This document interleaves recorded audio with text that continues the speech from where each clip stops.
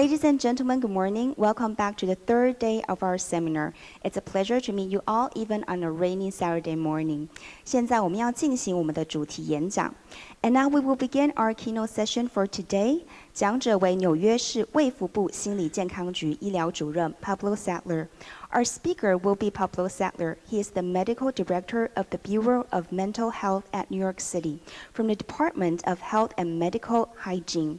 He is a psychiatrist interested and trained in public health, improving mental health equity, public psychiatry, and democratizing the mental health system. Since 2009, he is a medical director of the Bureau of Mental Health at NYC Department of Mental Health and Mental Hygiene. Pablo Sadler 主任，他是一位精神科医师，那同时对在公共卫生、改善心理健康平等、公共精神医学与民主化心理健康体系方面有浓厚的兴趣，并且受过专业的训练。他今天要讲述的题目是纽约降落伞计划。His topic today will be Parachute New York City. In this session, our interpreters will use people with PSD as the abbreviation for people with psychosocial disability in order to save time while translating. 在这边，我们要邀请我们的引言人、人权公约施行监督联盟黄松丽召集人来为我们做引言。Now we would like to invite our moderator, who is the convener of Covenants Watch, to give us an introduction. Ladies and gentlemen, please give him a warm welcome.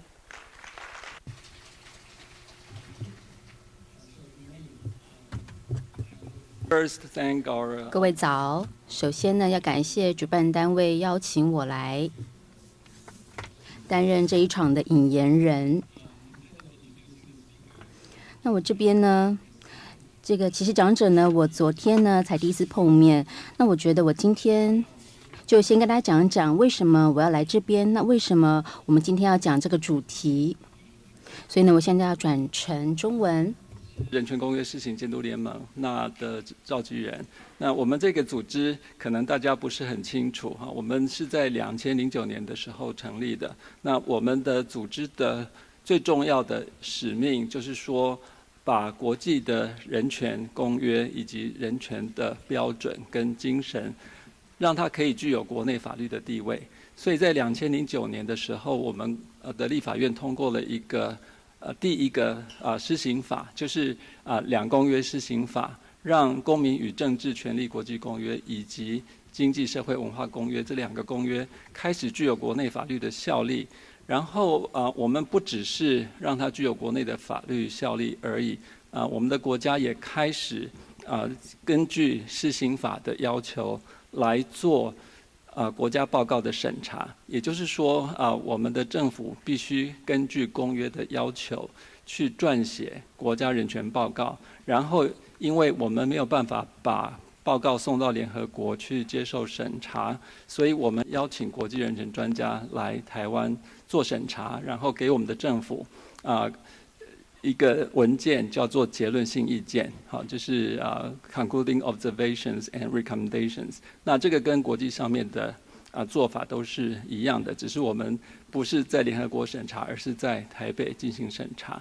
然后在2014年的时候呢，我们的国家也通过了身心障碍者权利公约，就是 CRPD 的施行法。所以我们在2017年的时候呢，也进行了第一次的 CRPD 国家报告的审查。然后我们的国际专家呢，也就是根据 CRPD 给台湾政府非常清楚的建议。好，那跟我们的研讨会相关的有一个地方就是根据 CRPD 的第14条，人身自由的保障。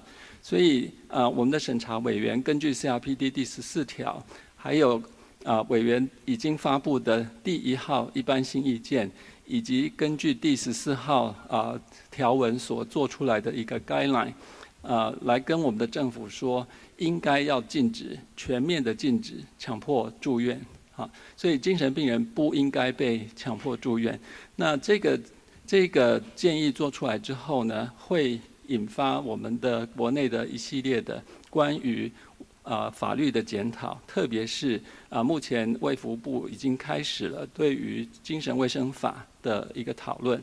好，那目前我们讨论的方向并还没有确定，但是一个已经确定会改，但是怎么做还不是很清楚的，就是说对于这个住院病人的这个审查的过程，要让它更严谨。也就是说，我们以前是经过2位医师，然后住院的这个审查委员会同意之后，他可以住院。好，但是目前我们已经请司法院来进入这个审查的程序，但是要经过什么样子的步骤，让这个病人的住院可以经过法官的一个裁定呢？那这个详细的过程还在研拟当中。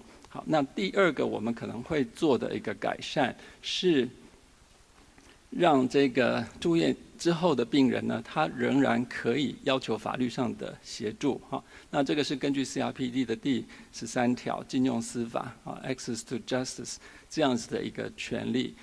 但是我们都知道，更重要的事情是我们不是要把这个住院治疗这个事情把它污名化，因为很多的精神科医师会认为说，你现在要禁止强制住院，是不是把我在进行住院治疗的这个部分看成是一个不正当的一个程序？好，所以为了要让这个精神病人不要被强制住院，我们当然知道最重要的事情是不要让他走到必须被强制住院，去减少这个必要性。所以这个伊甸基金会在这个时间办的这个研讨会当然是非常的重要，因为在台湾我们的政府所提供的服务，我觉得可能跟其他的国家都是一样的，就是以服务者为本位，然后去提供服务，所以它会是片段的。就是大家都很清楚医疗的社会福利的，所以介绍工作的等等的这些环节都是区隔的，并不是以这个被服务的人为中心所设计出来的一种制度。那我们在这个研讨会当中所听到的，不管是这个 open dialogue 或者是这种同侪的支持，我们都希望说，经过这些社区里头的支持跟服务，可以使得病人不至于走到需要被强制住院的那个程度。好，那我觉得今天的这个演讲也是非常的重要，就是说如果我们尽了社区所能提供的种种的服务，但是这个人仍然可能走到 crisis， 或者是他自己已经觉得不太对的这个时候，有没有一种除了到医院去接受服务这样子的一种替代的方案？所以今天要谈的这个降落伞计划，我觉得他取的这个名字就是说，如果你被送到医院去，那这个当然就是一个强着陆，但是如果是一个 parachute 的话，它就可以带来一种比较软着陆的一个方式，让这个人比较舒适的，仍然在社区当中去接受他想要有的或者需要的种种的服务。所以这个 parachute 这个计划呢，是一个整合型的一个社区服务的计划。好，那等一下，我觉得我们从这个 Dr. Sadler 的口中一定会了解说，我们如何去建构一个在社区当中可以提供比较整合的种种的服务的一个方案。那我觉得这个会议结束之后呢，我觉得我们在座的各位其实对于如何提供服务是最清楚的。那我们也希望说，在这个卫福部正在研拟这个精神卫生法的修法的这个过程当中，我会鼓励大家尽量的来把各位的能够构建出来的好的服务的方案，尽量的可以把它写进去我们现在精神卫生法的修法的这个条文里头，因为我们所有的作为呢，到头来都还是要根据法律然后资源的分配也是根据法律，所以我真的像前2天我们的这个主办单位所说的这个会议呢是一个开始，然后我们想办法来整合在国内提供服务的种种的这个我们已经有的经验，然后再加上国外讲者带给我们新的一些看法，然后把它浓缩成法律的条文，以便我们有新的精神卫生法，而是更符合 CRPD 的。好，那with that, I think we are ready to hear from Dr.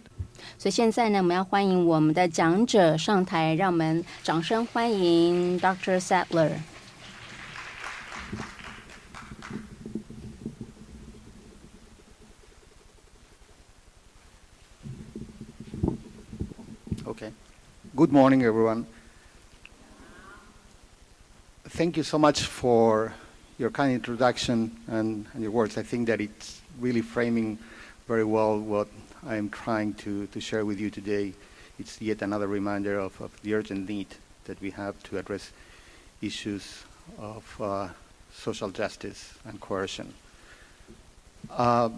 Thank you so much for Eden Foundation for inviting me and giving us the opportunity to share with you our experience of some of the things that we learned in New York City through the implementation of Parachute. New York City, it's a big place. A lot of diversity. It's a lot of square mileage as well. And it's a great place. I love it. It's my adopted city. I probably wouldn't live in anywhere else at this point. And I'm more than happy and more than honored to have the opportunity to do Parachute NYC.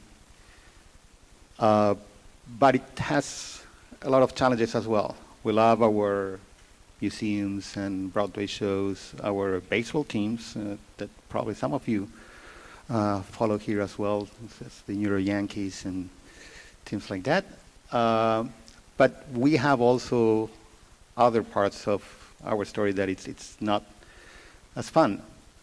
And the reason that I mention this, it's because there's a social context that we have to take into account. So I love Parachute, but I wouldn't recommend to replicate it anywhere. Not in Taiwan, not in China, not in Australia. Definitely, I'm more than happy to share what we learned, what areas that we succeed, and what are the challenges that we encountered. But you're lucky also that you don't have some of the problems that we do in terms, for instance, of racism, that it's a prevalent problem that we have in New York City. We have challenges in terms of housing. We have a significant issue and trying to deal and accommodate the need of high number of homeless people. We have a problem with our education system. We have a problem with public transportation. And all those things are, I'm mentioning them not just to describe whatever is going on in New York City, but how that apply to what we do and what we did. And some of the teams, for instance, when they went out, had to deal with situations that they're in a meeting, in a network meeting, and there were roaches going around. So how do you address those things? How do you start to work with people when they have some of the basic needs that are not met? So the origins, many people really try to, or they ask me if I could try to explain how we did it. At the beginning, people asked me, how did I convince government, and I am actually government. So that was a challenge.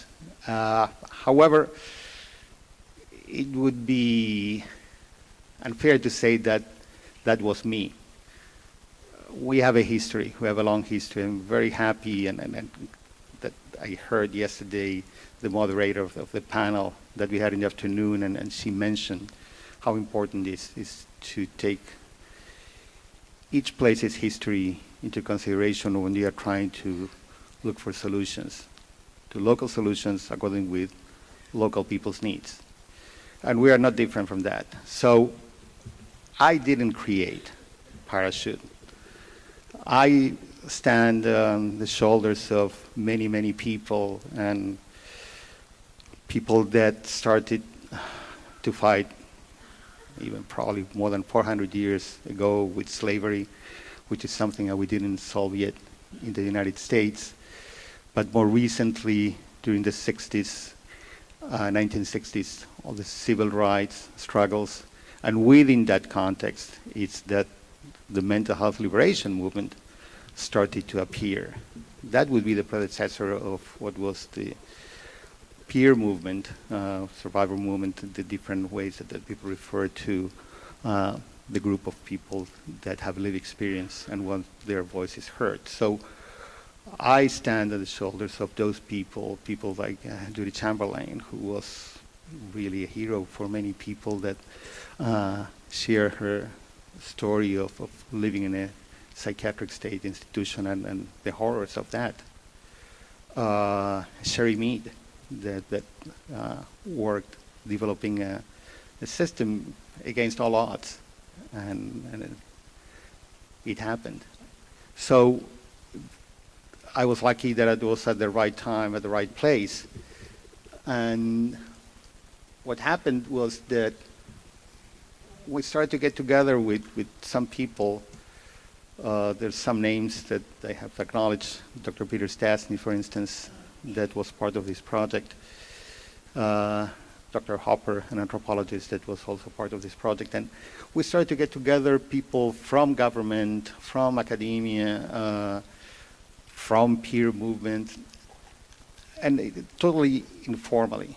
I mean, we were getting together for dinner somewhere in Harlem and talking about things that we like and things that we didn't like about the system. And what can we do? There was this meeting in New York City, actually, the INTER, which is an international network for recovery, for alternatives and recovery. And they were addressing the issue of first episode, people having the first episode of what we call psychosis. And the importance of addressing, I'm not going to elaborate on that we had the luxury of having Dr. Sekula here talk about it on 2 days ago, so I don't need to add anything to that. But the sense of urgency that we are not doing anything really about that. And we also had the luxury of having what we call the Office of Consumer Affairs. About 15 years ago in New York City, there was an acknowledgement that the voices of consumers was not represented in the Department of Health. And the first person that was hired as a director, Jody Silver, was leading this in a very effective way and was very interested in introducing peers everywhere, introducing the voices of the peers everywhere. So there was a conjunction of things that were happening, and through that Office of Consumer Affairs, they had a number of public forums where in places like this, they would just invite community members and ask, what are your priorities? What are the things that you like and what are the things that you don't like? And consistently people were talking about things that we suspected that were wrong. People were saying that hospitals sometimes could be good, many times might not be good. Sometimes could be helpful, sometimes could be extremely boring. That sometimes people need help, but many times people are coerced into that. That there are some issues like we heard before during these days of a conference, people having to take off their pants in order to be in a psychiatric emergency room, people being humiliated. So yes, we need hospitals, but we need it in a different way, and we need something else. There's sometimes that people are not at a significant risk, and still we don't have any alternative to hospitalizations. And people say that yes, sometimes medications are helpful, but sometimes are not. That they understand the benefit, but also they want to be part of that discussion, that they don't want to be forced. And not forced directly, but also with some implied coercion, that everything that you're doing depends on the medication, and every bad day that you have is because you're not taking your medication. And that's the first and only question. Are you taking your meds? many of the things that were said yesterday and the day before yesterday in terms of the side effects of medications and the need to listen to the person, that many times, of course, we can't if we're using medication the wrong way. So those issues were very prominent. There was also the issue of silos that we have in the system, that there's no communication among the different parts of the system. So people go from one place to another, the same way that we heard here, and no one take ownership on that. And there was the issue that something that it's beyond outrageous, that wouldn't be tolerated anywhere else, that people with the diagnosis of psychosis or any psychosis-related disorder have life expectancy that it's 20 to 25 years less than the rest of us. And it's not only the United States. I'm sad to say that. But it's not a localized problem. If you look at Europe, it's the same thing in many, many, many places. And I would say that all the places, not everyone documents it, that we wouldn't tolerate in any other group of people.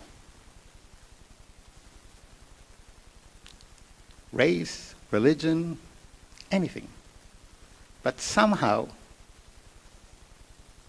we don't see the urgency on this. So we were talking about all these issues, and then, you know, there are many, many things that I criticize about the United States. But one thing that I really like is this thing that we said, okay, you know what? Let's go big. Let's see what we can do that could be meaningful and that can have an impact. Let's try. Why not? And that's how we started to think about Parachute. So what happened was that it was, you still probably remember what happened in 2008. We had a huge financial crisis worldwide, originated in the US, but then impacted the rest of the world. And the government saw that it was very important, the federal government, the national government, that it was very important to inject money into the economy. That was the way to increase people's spending so they can reactivate the economy, because the private sector doesn't do that during crisis. It's just up to the government to do that. No one wants to take any risk. The government should do that. And among other things, they focused on healthcare. And they made available $1 billion, 1,000 American US dollars, 30,000 millions of Taiwanese dollars for healthcare projects, innovative healthcare projects. And of course, everyone wanted a piece of that, and we had to compete for that. It was nationwide, but it was mostly framed for healthcare. And we said, you know what, we're health, and we're going to try to get something. So that's how we started to think about Parachute, and that's part of the thinking that was behind of the many things that sometimes we have the expression of a Christmas tree in the US, when you have a little bit of something for everyone hanging there. So we had to put different things within the project in order to make a case within our organizations that ours was going to be the leading project that we would be competing. And that's how we started to design things, because that's part of the limitations. So we were lucky, and we were one of 3 of mental health projects that got money. There were a total of 108 projects. 3 of them were only for mental health, and I think that says a lot about what is the role of mental health in the US. But we got a lot of money to do this, about 17 US million. So to use in 3 years. So at the same time, just happened to be that we were starting actually to see the most serious consequences of many years of neoliberal policies applied in the US, and we saw how Medicaid, which is the insurance for indigent people, instead of being administered directly from the government as it was done since the beginning, in the state of New York, they privatized it. And that was bad, but we had to live with it. But at that time, in 2012 we're talking, or 2011, was a time that was transitioning from public to private. So there was a big change. And we tried to make a pitch before this happened to other organizations to do something about it. Say, no, listen, things are changing. So it's an unstable environment, so you can do that. And we actually thought that actually that was the reason that we could do something like this. If you want to introduce a big change, you want to, at times, make it part of a changing environment, that there are other things going on around you, that you can sneak some of the things and not being front and center when you are trying to offer some alternatives that could be disruptive to the system. So we thought that that was an advantage, that this was going on, the changes in the insurance companies. So Parachute, it's really, or was a comprehensive community project that, with all the things that we thought that we wanted to change, we started to think, okay, if we're going to change, what are we going to be doing? What are the things that really work? And we started to look around the world the same way that you are doing now. And we saw what was going on in Finland. And we said, wow, this is really good. If we can have over 80% of people working in 2 years, that would be heaven. And we liked it. We liked it a lot. But also we saw that it was in a place called Tornio that didn't look exactly like the Bronx or Brooklyn. So we said, well, this is good, but we have to see how would that translate to that. So what we liked was, of course, that people who were going back to work or going back to school, they were regaining a sense of agency, and that's powerful.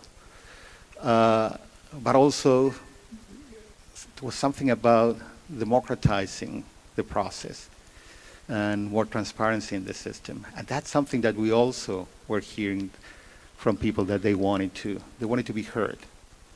They wanted to be able to talk back to a psychiatrist without being hospitalized. They wanted to be part of their treatment decisions. And that looked really good. We knew that we didn't have the means to have an intervention that would be identifying people within 2 or 3 weeks after they start with symptoms. But we thought also that the same way that Dr. Sekula mentioned on Thursday, that the same way that symptoms are the expression of something else that are going on, that they are not the problem itself, but we have to understand why are they there and what are the determinants of those symptoms. I think that system-wide, that's what we needed to do. If we wanted to bring something like that, we had to take into account the context. The same thing that we do at the personal level, we had to do at the community level. So we said, okay, that's something that makes sense, but we have to see in our context, how would that fit? And then we thought, well, if we're going to be doing something like this, that it's going to be a radical change, what's going to happen when people have another crisis, and at this point, they need to be hospitalized? They would be going again and back to a system that we felt that it wasn't giving the responses that they needed. So we tried to articulate this with the introduction of crisis respite services that Chris mentioned yesterday. This is not something that we designed. There's a long history in the US, but was never done in a big city and of course never done in New York. So that would start to address some of the issues of continuity of care, because as I mentioned before, it's so fractured, the system, that not the same, the person that is seeing you when you have a crisis is different from the person that is seeing you when you go to the emergency room, and it's different from the person that sees you when you're at the inpatient unit, and it's different from the person that is going to be following up you when you are being discharged from the hospital. So in this way, we thought we're going to be putting something together that is going to be addressing people's needs when they're in crisis, hopefully through a different type of intervention. And if they need a level of care that is not, or a level of help that it's not available where they live, instead of going to the hospital, we're going to offer the respite. So the same team that was providing the community, the treatment at the community, would be able to follow that person to the respite. So this would be the person-centered approach. And this would be also a way of providing that continuity, that you don't have to start from scratch and re-traumatize again and again every time that you have a problem. The third piece was the healthcare aspect. It's very difficult to navigate the healthcare system in New York City, not different from any other part of the United States, not to mention the financial issues. I mean, some people might know that the number one cause of personal bankruptcy in the United States is healthcare bills. So this is not a minor issue. So we wanted to address those issues by facilitating the access to medical services as well. So bring everything together for the people who need it the most. And in order to do that, we knew that we have also to start to get some more trust from the community. And people also would have to start to challenge some of these issues. When we're talking about democratizing and transparency and more horizontal relationships, there's an issue of trust. And then on one of my favorite stories, not favorite, that's not the way to say it, I apologize. But one thing that happened to me, and I think that happens to many psychiatrists in the system, is that I got to work in a clinic. And on Monday morning, I get there and I have a message a voicemail message in my phone that says, Dr. Sadler, everything is okay, but just wanted to let you know that such and such person who's your patient has been hospitalized during the weekend. He's doing okay. And by the way, he hasn't been taking his medication for the last 6 months. So I called back. I said, thank you. Glad that this person is okay. Sorry that he's going through what he's going. But there's a mistake, because I saw this person about a month ago and he asked me for his prescription and the medication. So he asked me. And it took me some time to understand that of course he asked me, and of course he wasn't taking the medication. He didn't trust me. He didn't feel that he could tell me that he wasn't taking the medication without risking me punishing him. And I was very ashamed of that. So I felt that at some point, somehow, we had to address this issue. And one of the responses was to bring peers.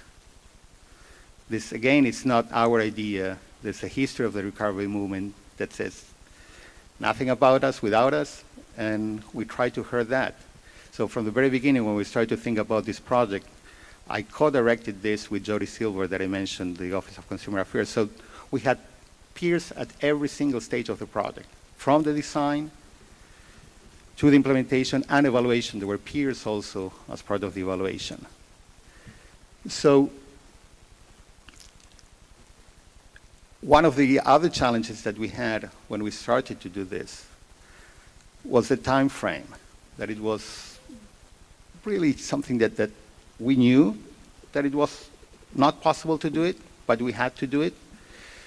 We have a very complicated system that I'm not going to go into details, but since the time that they announced that that money was available to compete for, until the time that they announced who won that, it happened in about 2 months.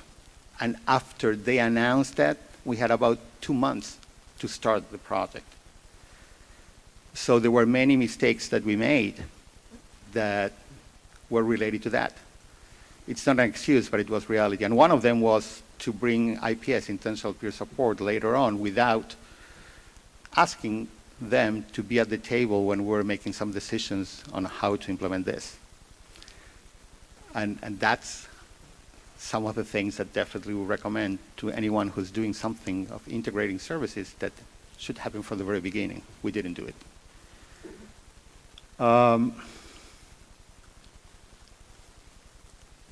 So we went through that in a very, very fast pace, and we had to select agencies in a way that also wasn't ideal. You had to deal with these time frames, and within 2 months we had to work with people and identify agencies that everybody says, great, we're offering money, so we are in a system that if you offer money, no one is going to say no. But they said yes because some of them liked the idea more than others.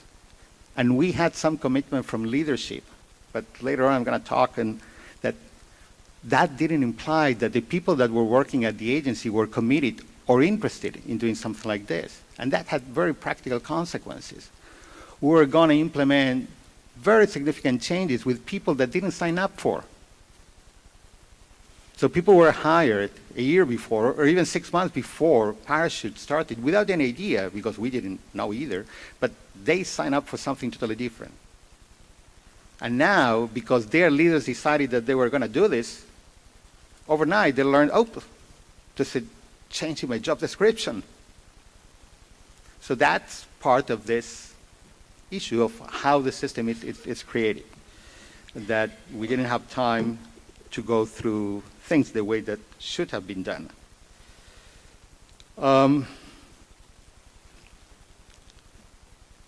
What is unique? Well, the integration. Definitely that's one of the things that we are more proud and more challenged. Bringing peers at every level in the system was a unique thing for Parachute NYC. And we're still struggling. We're still struggling and defining roles and defining relationships and seeing how peers and non-peers can work together and defining the power struggle that is within those teams, not to mention money. Everyone was paid in Parachute NYC, but of course at different rates. So we are still struggling, but it's something that we're very proud that we were able to do.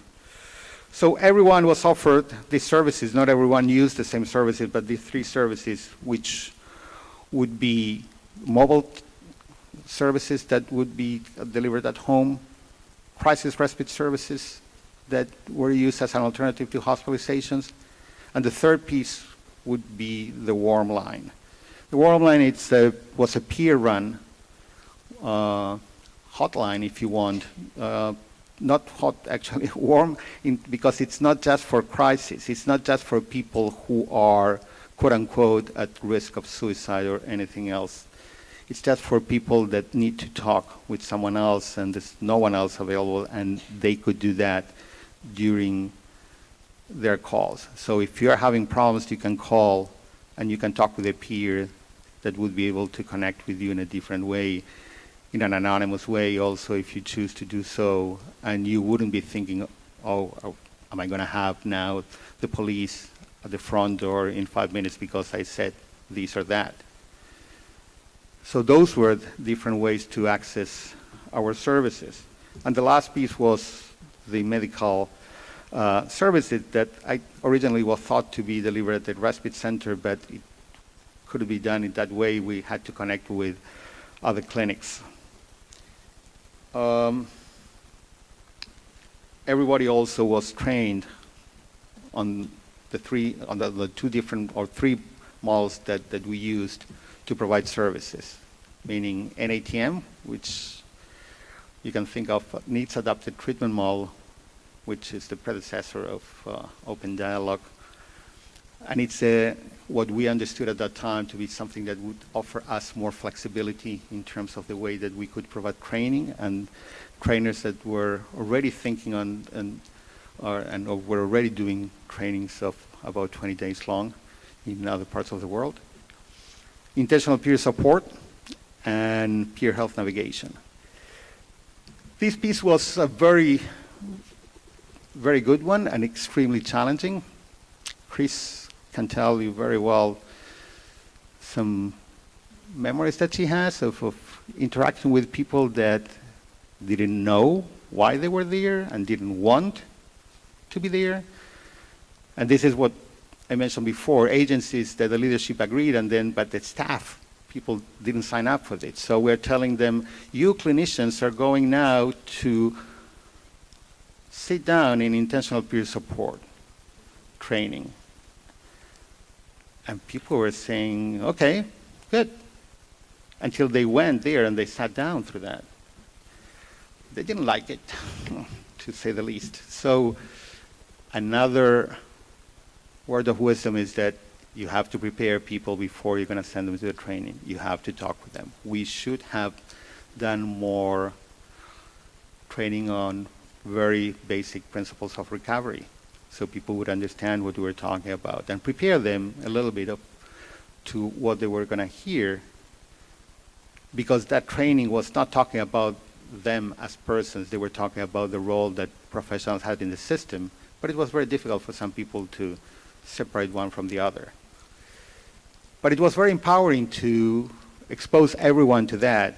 So we were sending a very strong message that there's not one part that is more important than the other. It's not that the clinical piece is more important than the non-clinical piece. Everyone should go through this, and also everyone should try to understand what the other one is going through. Hopefully to create some sort of language that would be common for people, at least to empathize to what are the challenges that you have in your job.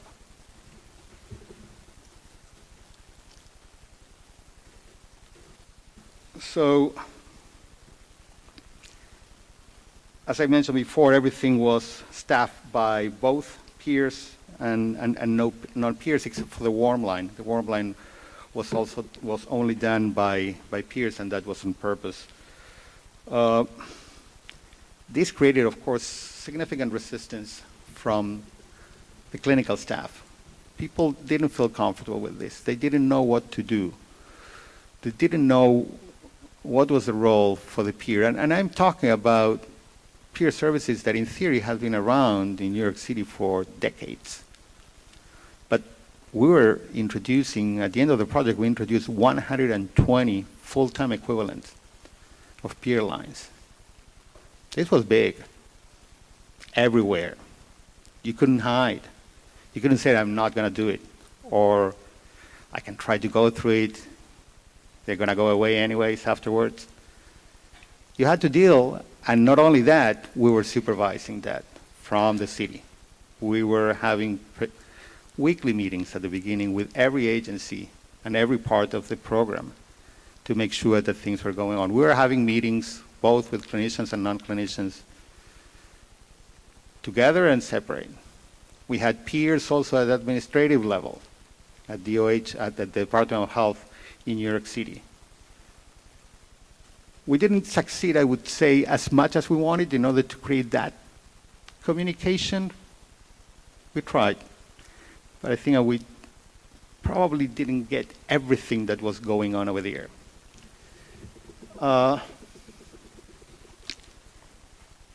Everything that we were going to do was also informed by, as I mentioned before, a principle of democratization and transparency.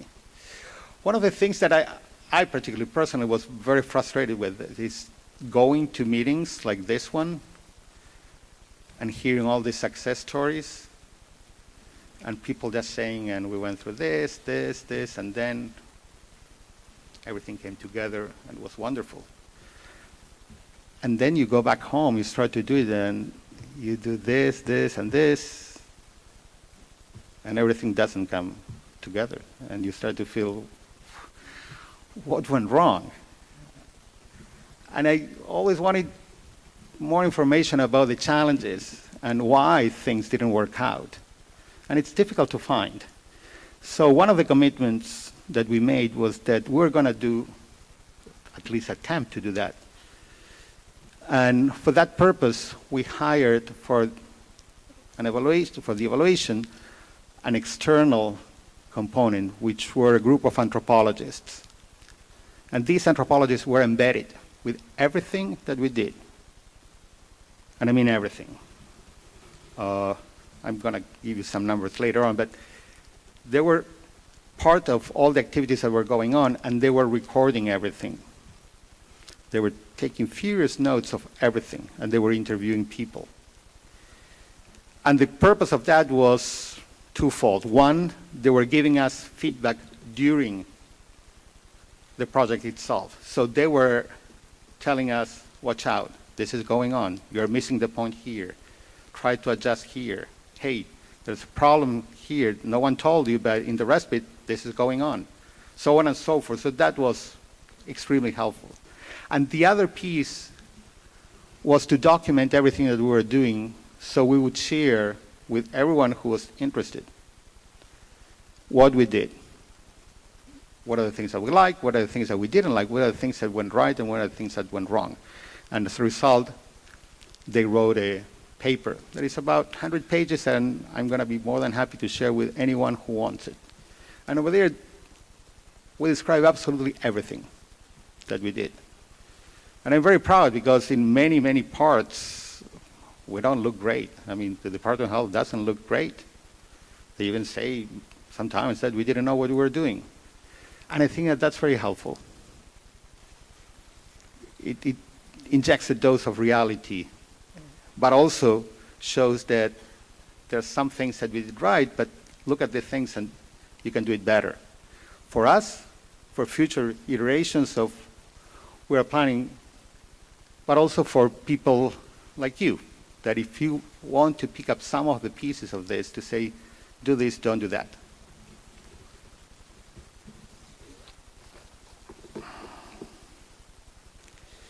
So we had to do the things in a way that were going to be able to fly by. So our goal overall, and that's why I started describing some of the issues of social determinants and political determinants of mental health. Our goal was always to improve quality of life, but to improve a sense of agency and to empower people. That it's not a very good line when you're asking for money. Yes, I want to empower people, give me money, and say, oh, people, great idea. How are you going to measure? Well, we're going to see. Figure it out. So we had to play by the rules, and those rules were very clear. Better care, better health, lower cost. Those were the three principles of the money that we got, that we had to compete for. So that was framed mostly for healthcare issues, not mental health in mind. So we had to go through that. And that in itself limited some of the things that we did. And among other things, we knew that at a certain level it was going to be very difficult, if not impossible, to prove the things that we wanted to prove in such a short period of time. But we were not going to have another choice, and we were not going to have another chance. So we had to jump onto it and make the best of it. So how complicated was this? It was big, and really complicated. I mentioned that the time frame was very short. So we got a communication that we were awarded this money in something like mid-November. We have a very big holiday in November that is called Thanksgiving, that people travel all over. And then you have the Christian holidays of Christmas and New Year in December. So from the mid-November until the end of the year, it's kind of a slow pace. But we had those 2 months until mid-January that we had to tell our funders that we were going to have part of the things up and running. So we had to identify agencies. We had to work with those agencies to hire more staff, to incorporate a cadre of peers, for them to identify buildings that were going to be used as respites, to make the reforms on those buildings in order to function as respites, to be authorized also by the municipality of New York to function as a respite, to deal with the trainers that were coming from Germany and Sweden, to increase our own workforce in the Department of Health and Mental Hygiene. And that was within 2 months that we had to do. So we had to coordinate at the end of this project, work with 4 NGOs, 1 city hospital, and that's really bureaucratic. For you to understand, it took us almost a year to identify a way that we wanted to give money for them to buy a vehicle so the teams could go around the city providing services. Because some problems with the union, it took us 1 year for them to be able to accept that money. So that's the kind of bureaucracy, and that's the kind of thing that you have to be realistic. When you're going to be starting doing these things, it takes time. I can't say that enough. Trainers. We're very, very, very lucky to have 2 people that were outstanding, Volkmar Adderholt and Petra Hahn, who are really outstanding trainers and most outstanding people, that they were willing to travel to the US every 2-3 months for 3-4 days to give this training for the different teams. We had, of course, to hire our external evaluator. We had to put also, that it's not here, we had a board, a community board, to keep us accountable, that we had to identify and engage. We developed, not we, Peggy Serber, developed a peer health navigation training. We had to adapt, even though NIDS adopted treatment model, but we still had to adapt the adaptation of NATM to what we needed. We have to figure out ways on how to incorporate all the peers to the workforce. And all this within a very, very diverse environment in New York City. So these were the basic elements that we had. People would usually,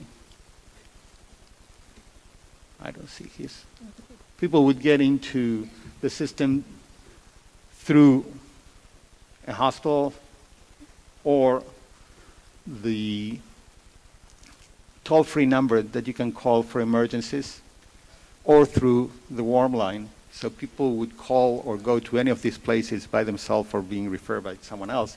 And from there, according with their needs, they would go to one place or another of the system. This is a more expansive system. So you see that the person that was in crisis, and by the way, I think that I mentioned yesterday, I think that we have to rethink the word crisis itself. I think that we are so defined by the short term of crisis. We see that as a spike, as a beginning and end. And if we want to take advantage of a crisis, if we want to use it as a growing moment, crisis, in my mind and in many people that I talk with, seems to be a very short-term thing, a very acute thing. And I think that crisis, it's the last piece of a whole set of events that we are seeing. It's the tip of the iceberg. But we have to look at the iceberg, otherwise we're going to be very, very limited. So how people got into the system, people would call themselves to a warm line, asking for help. People would be admitted to a hospital, so when they were discharged, they could be referred to the mobile teams. Or people also could start to work with the mobile teams. How would they get in contact with the mobile team? Would be by, again, this toll-free number, which is a number that people call for referrals. So if you're having a problem and you want to identify which clinic that I can go, you call this 800 number, this toll-free number. So what we did was to tell them, okay, among other things that you can offer, besides the things that you always do, please add these parachute services. So if you would call and you would meet criteria, they would refer you to parachute. This is all in theory, as you can imagine. Then when we start to implement, things are a little bit different. So we hoped to provide the service as soon as possible. Ideally within 24 hours. That didn't happen all the time, of course. But we started to do this in a way that at least would start to connect over the phone and start to assign people to work with people as early as possible and try to keep at least one of the persons involved always with the same client. So the idea was that you would get into the system, you would be, through the phone or through a discharge, you would be identified as someone that wanted to and be eligible for parachute services. You would start to work with a mobile team, and if you needed to go to any kind of crisis on top of the things that you needed to be somewhere else, you would use that respite. And for all your medical health needs, we thought that we would provide that through the respites. We learned that that was naive on our part, that would take a lot of bureaucratic things to do in order to have medical services at a respite center. So we ended up providing connections for people to go to what is called a federal qualified health center, which doesn't require any kind of insurance for people. So you could receive services regardless of your ability to pay.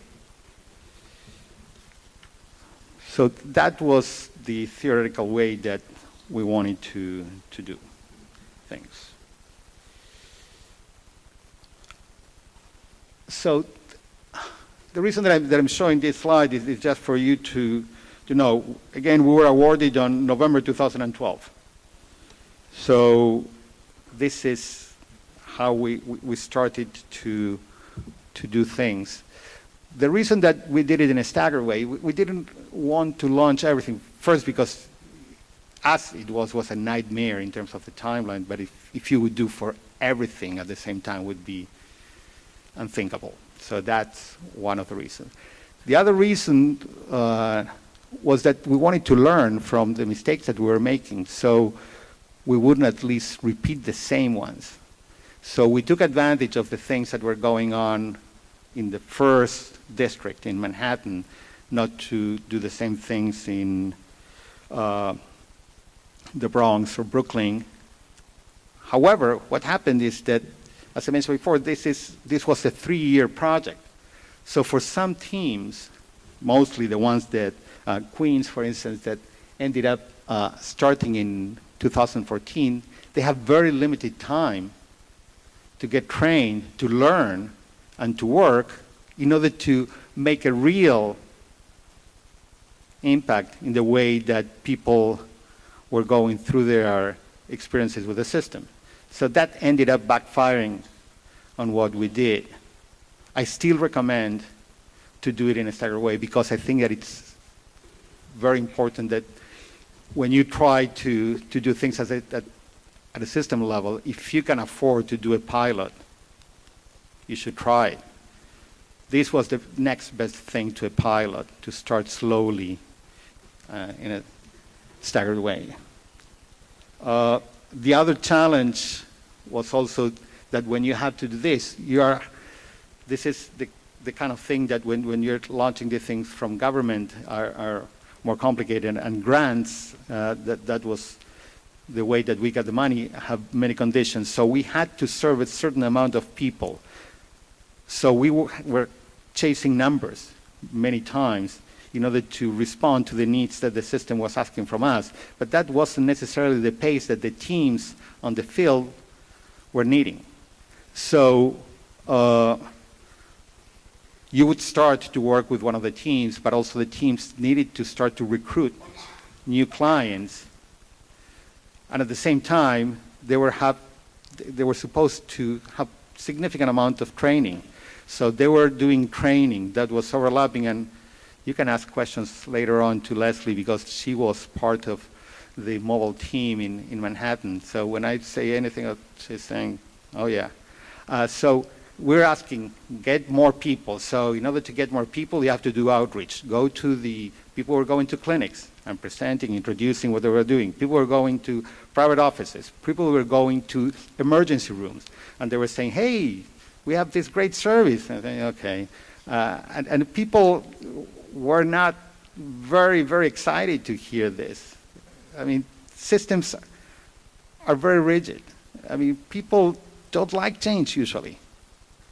And mostly what is there for me, right? So if I'm at the emergency room, I'm going to refer the person to you. I don't know who you are. What are you doing? A system that there's not going to be a doctor at the respite. I mean, what do you mean? I don't know.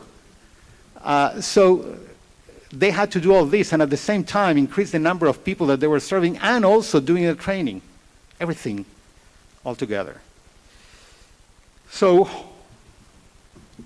who they were looking at.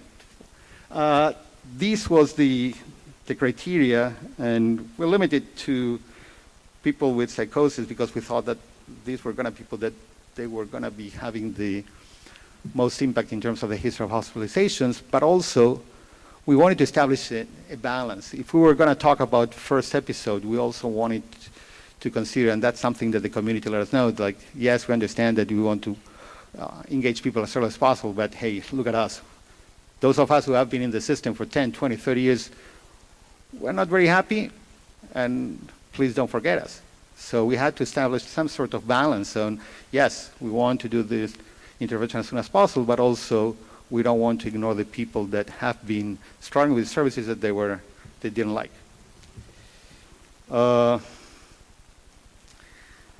This was very innovative in many ways. For instance, if you were going to a respite, you see that you don't see anything about substance use, right? So that was good because unless you were in withdrawal, you were welcome. And you were not punished. You were definitely, if you came intoxicated, people would talk with you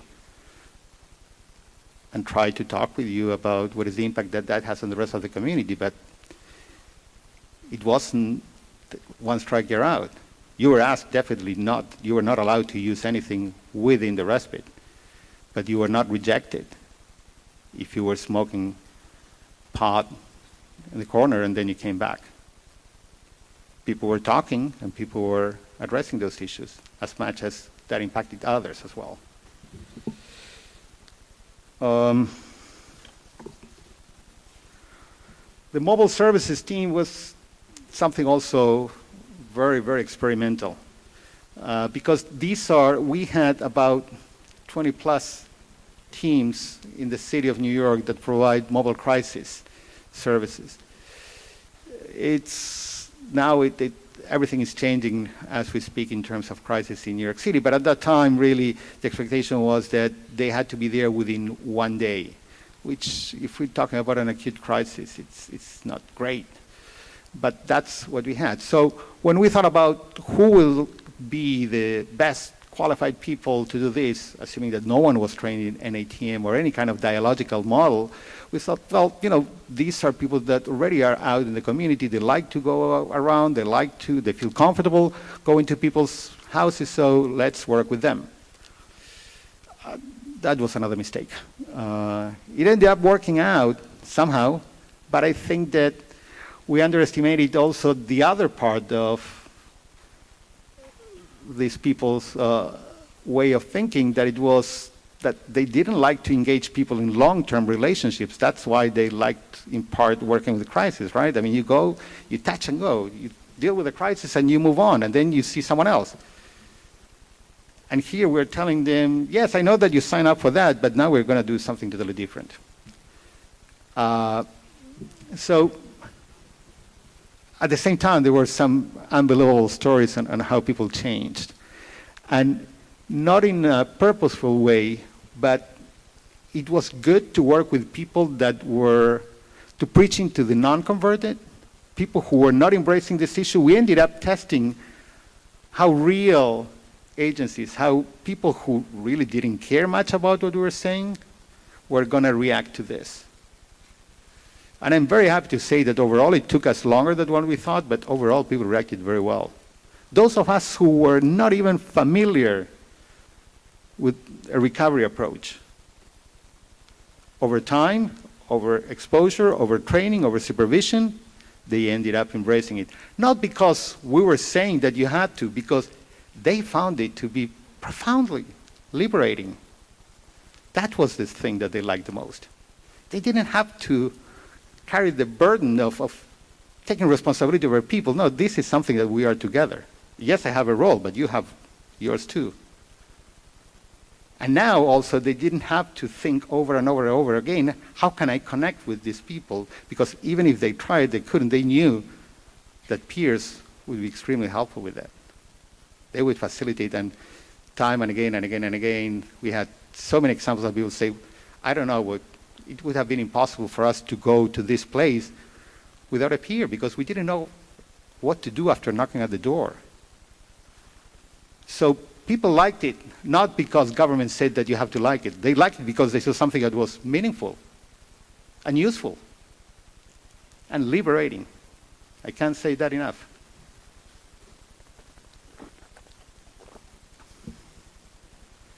So the issue of 1 year of services I mentioned, but again, I have to emphasize many of the results that we had also were limited for that. We had to do it because we had to report changes over a short period of time, and we have to report numbers. The teams, of course, have a limited availability in terms of how many people they can carry on, right? So if they have completed their load within a year and they would keep those people for the 3 years, our numbers would have been very low. And that's the part that we had to compromise. We knew that this was going to really end up backfiring, but we didn't have a choice. We had to do some of those compromises. And you're going to see all over this presentation that we had no choice but to do that. It's not an excuse, but it's an explanation of why we did it. And it's, again, another thing that you have to take into account. Numbers are fine, but cannot dictate what you're going to be doing. There's so many things on this project. I was talking this morning with Leslie. There's so many things that went so far beyond the things that I can share here in a limited amount of time because they were not measurable. And they had a huge impact. Leslie is changing the horizon for peers in Vermont through her experience. And luckily, she had her first experience as a peer worker in a system that was extremely supportive. So she could have a solid foundation that can use somewhere else. And like her, many other people. And professionals as well. How do we measure that? I'm sure that we have to figure out, but they're not part of these slides. We had a significant impact in terms of people looking, because New York City, it's a place that people look around the world to. So since we took that chance, I'm sure that people in the UK could take advantage of that. And they happened to do something very similar for what we did, to incorporate both peers and non-peers, and they're running that in a better way than we did when we started, because they really did a more extensive training and they were able to learn before they started to make the evaluation. But that was something that I'm convinced that happened in big part because of Parachute. It's not part of this presentation because it's very difficult to measure.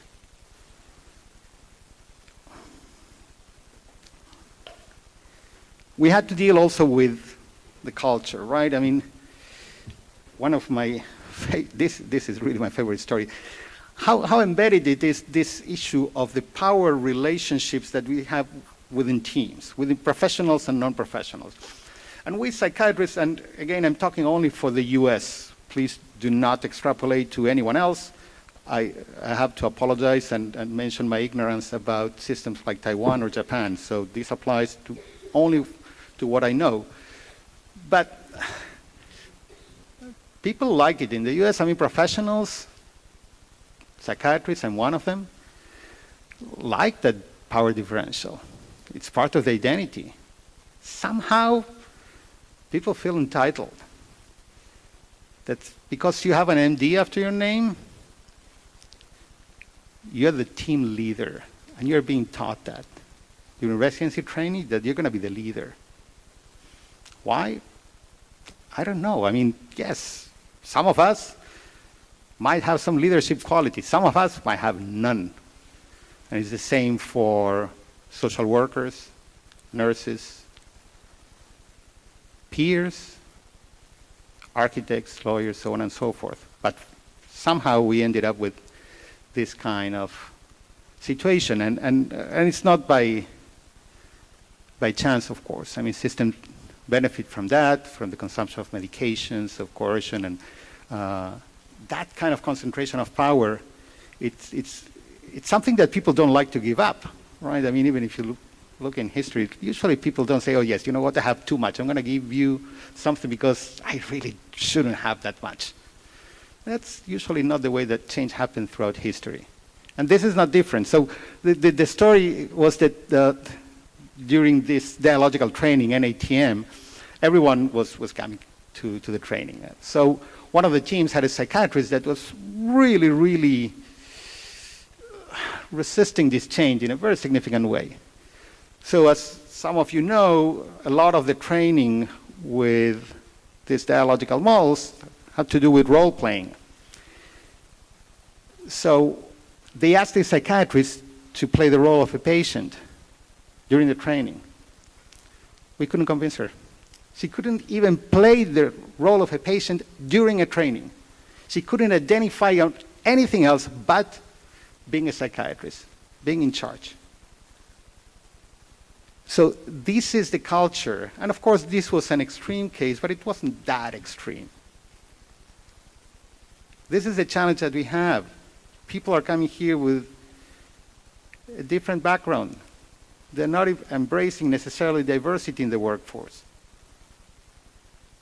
Because I think, in a way, we have also to take ownership. Those of us who want to change, we're not doing good enough work in explaining what is there for them. We have to have a carrot. Right? We have to have an incentive, and I think that we don't communicate enough, again, the liberating power of these models. How important it is to work in a way that you don't own other people's life. That's on us. That's on the people in the system that want to affect change. That it's not just out of benevolence that you're going to be doing. There's something very important for you as well, for you as a professional, for you as a clinician. And it's this feeling that I am working with people, I am not responsible for people. I'm responsible for change. I'm responsible for helping people to be better, but not for their lives. I'm responsible for improve the world. That's yes, you're responsible. So we had to work with these mobile teams in a way that when they went out, they had to identify people that were suitable for parachute. So that created also a challenge because all of a sudden they were doing treatment as usual, which many times ended up in hospitalization for some people, but then for other people they were switching hats and trying to do parachute. So at the beginning it was confusing. The end result actually was good because they ended up embracing this dialogical approach and moving away from risk aversion, not only for parachute people, but for everyone, because, again, people realize that this is good. This is working out. People like it. I mean, clients love it. And when clients are happy, if you're a provider, you're happy. It's that simple. It's much easier. I mean, we heard yesterday when they say, well, how do you do with all the struggles when people are confronting you time and again? That's exhausting. I mean, honestly, when we have to work like this, I don't know how can you do it. We have to find a way that you can enjoy your work. Yes, it's going to be tough, but not tough because of a fight. It's tough because the content itself is difficult because people are struggling with pain. That's why it's difficult. But not because my job is to convince you about, oh, it's much better to be in the hospital or you have to take this medication. No, it's not about that.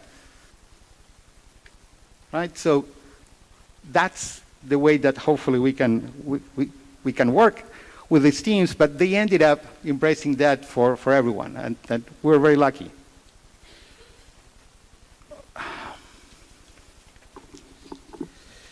Respite centers, that's something that also people were very, very interested here in Taiwan to listen more. Respite centers are wonderful. I can't say enough.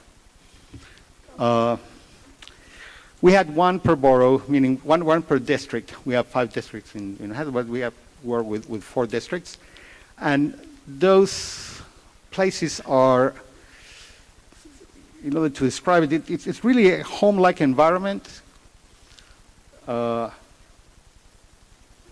you go there as an alternative to going to the hospital.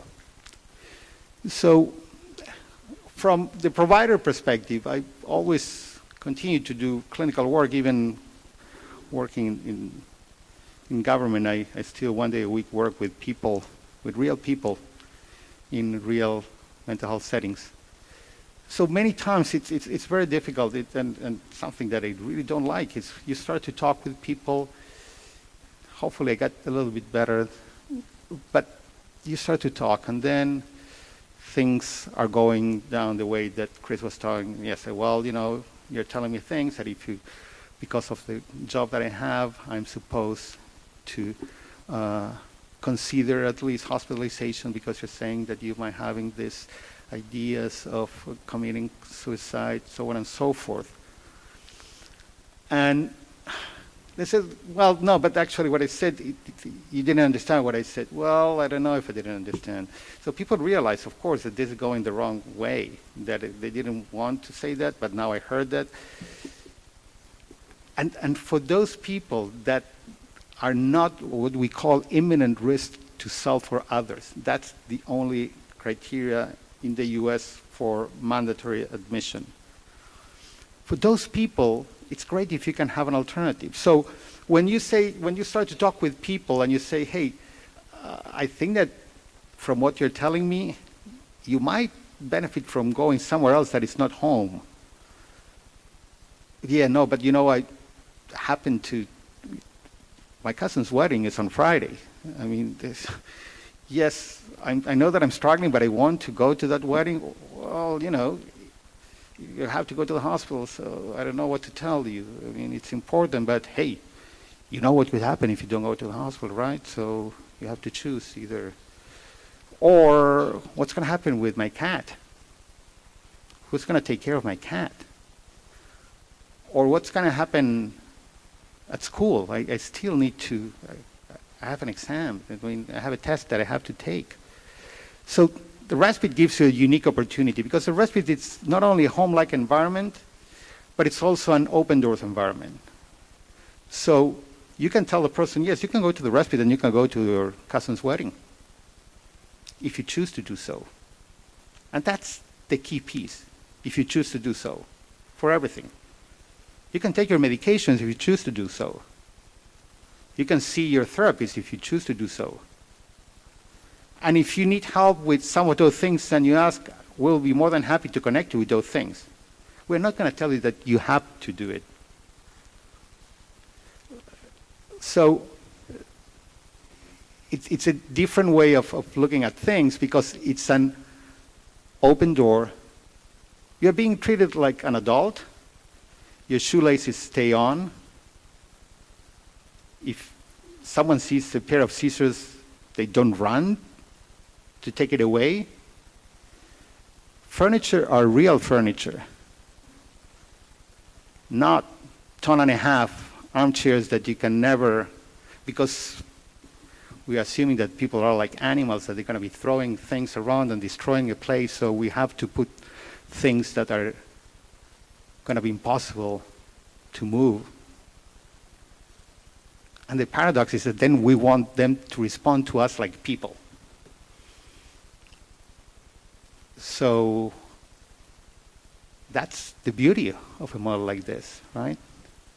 My favorite thing that Respite, there's a guy called Parker, and he works, still working there at the Brooklyn Respite. And I get emotional.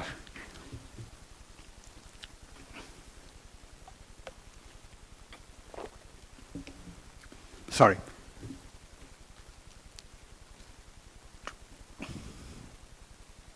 But Parker said, when he see people, I'm so glad you're here.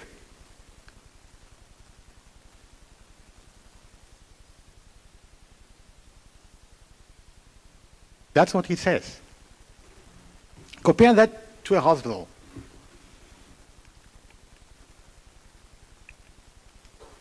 When you go to an emergency room, I'm so glad you're here. Please. They call people guests. And they treat them like that. So people can use that place, not only as Chris was saying, we, with our best intentions, through our professional lives, give. Give services, give, and try to protect with the best intentions, and I'm not being sarcastic here at all. We try to do things for you. We try really to take care of all your needs. And the more needs that we can take care of, the better we feel, because we are seeing that you have those needs that are important. But that's not real life, right? I mean, because at the other end, there's someone that it's totally passive. The only thing that it's experiencing is to receive. So the mutuality that Chris was talking yesterday about, that IPS developed so well in terms of part of that training and principles, that is also regained in the Respite. In the US, people who have problems with psychotic disorders, they usually end up very, very lonely. They are they end up in isolation. I understand that it's a little bit different here, and in every culture deals with this in a different way. I am not proud of the way that we deal with in the US. But that's what we have. So people are so lonely that they don't have interactions. And again, I'm not going to try even to add to the meaning of words and connections that Jaco spoke 2 days ago. But at the Respite, that's what happens. You interact with people. You are with people. You cook for people. That's huge. You can give. That's really, really big. And you can use that also as a little bit of a lab, right? That you can experiment, because you can go out and do things and then come back and process those things and be prepared to other experiences. So it's a voluntary service, of course. And during parachute, you could stay up to 2 weeks. The criteria also was that you have to be stable housing. And that's some of the social determinants that I spoke at the beginning. The issue of homelessness, it's unfortunately something I feel that it's getting a little bit better, but we are not dealing well enough. So for many people, imagine going to a place like this for free and having meals, warm meals, and having individual rooms. In some places, they put real flowers almost every day, and they change those flowers in your rooms. Just imagine.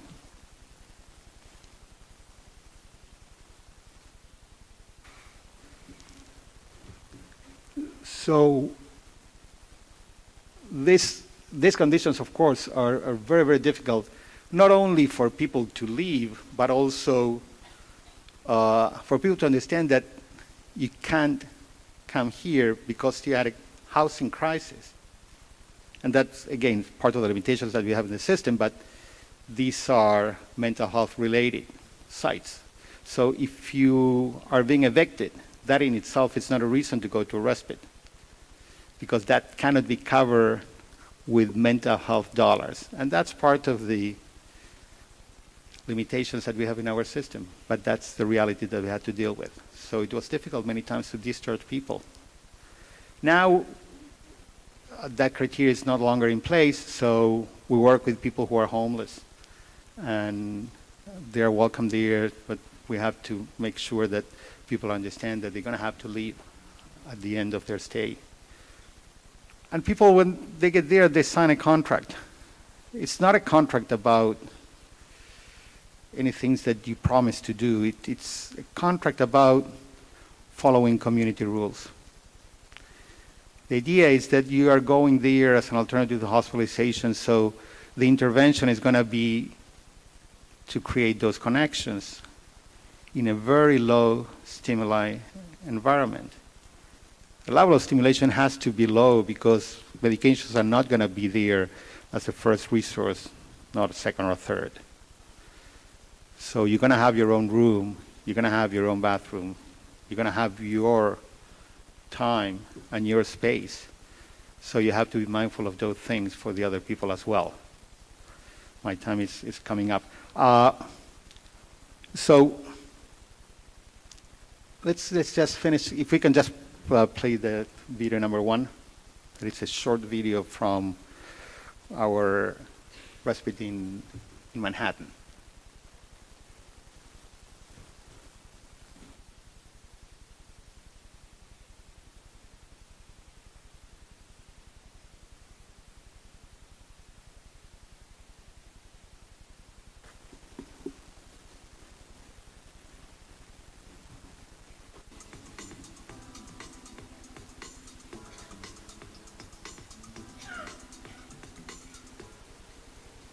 Hello and welcome to Community Access's Crisis Respite Center. My name is Lorraine and I'm a peer counselor here at the Respite, and this is my supervisor, Keith. Hello and welcome. Hi, my name is Keith Aguiar. I'm the Assistant Program Director for Community Access's new Crisis Respite Center. We're part of a new grant-funded program called Parachute NYC, and we're here to provide respite for people experiencing a psychosis-related crisis. People can come here from 1 to 14 days, and we hope to be an alternative to hospitalization. Right here, we're in the community room, where we have a TV and Netflix, so people will be able to watch some movies, and we can have some recreational time with the guests that come into the center. We also have a bunch of games and a wide assortment of books for people to be able to read during their off time. We also have a little reading nook right here where people can relax away from the TV area. And we also have some computers available for people if they choose to use the internet or they have any needs to use some computer programming. So this is one of the Respite Center's shared bedrooms. We have 2 shared bedrooms and 2 single, making it a total of 6 beds in the center. As you can see, we tried to make it a nice private space for the 2 people sharing the room, so we built these dividers in between the room, but we still incorporated some of the same elements from the single rooms to make them a warm and inviting space. This is our kitchen area right here. We're fully equipped with some industrial cooking supplies. Here guests will be able to cook their own meals if they choose, but we'll also be offering 2 communal meals a day where people will be able to come in and perhaps learn some new skills on new things to be able to cook. People would also be able to purchase their own food and keep it here in our refrigerators. And then this is our dining area right here, where we'll be able to have our meals together and just chat about the day in the morning and see how it's going to pan out and what groups people would be interested in for the day. And then out there we have a beautiful garden and sitting area where during the warmer weather people will be able to sit out and relax.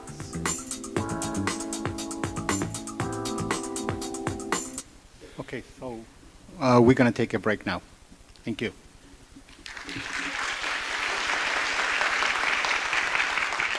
we will continue.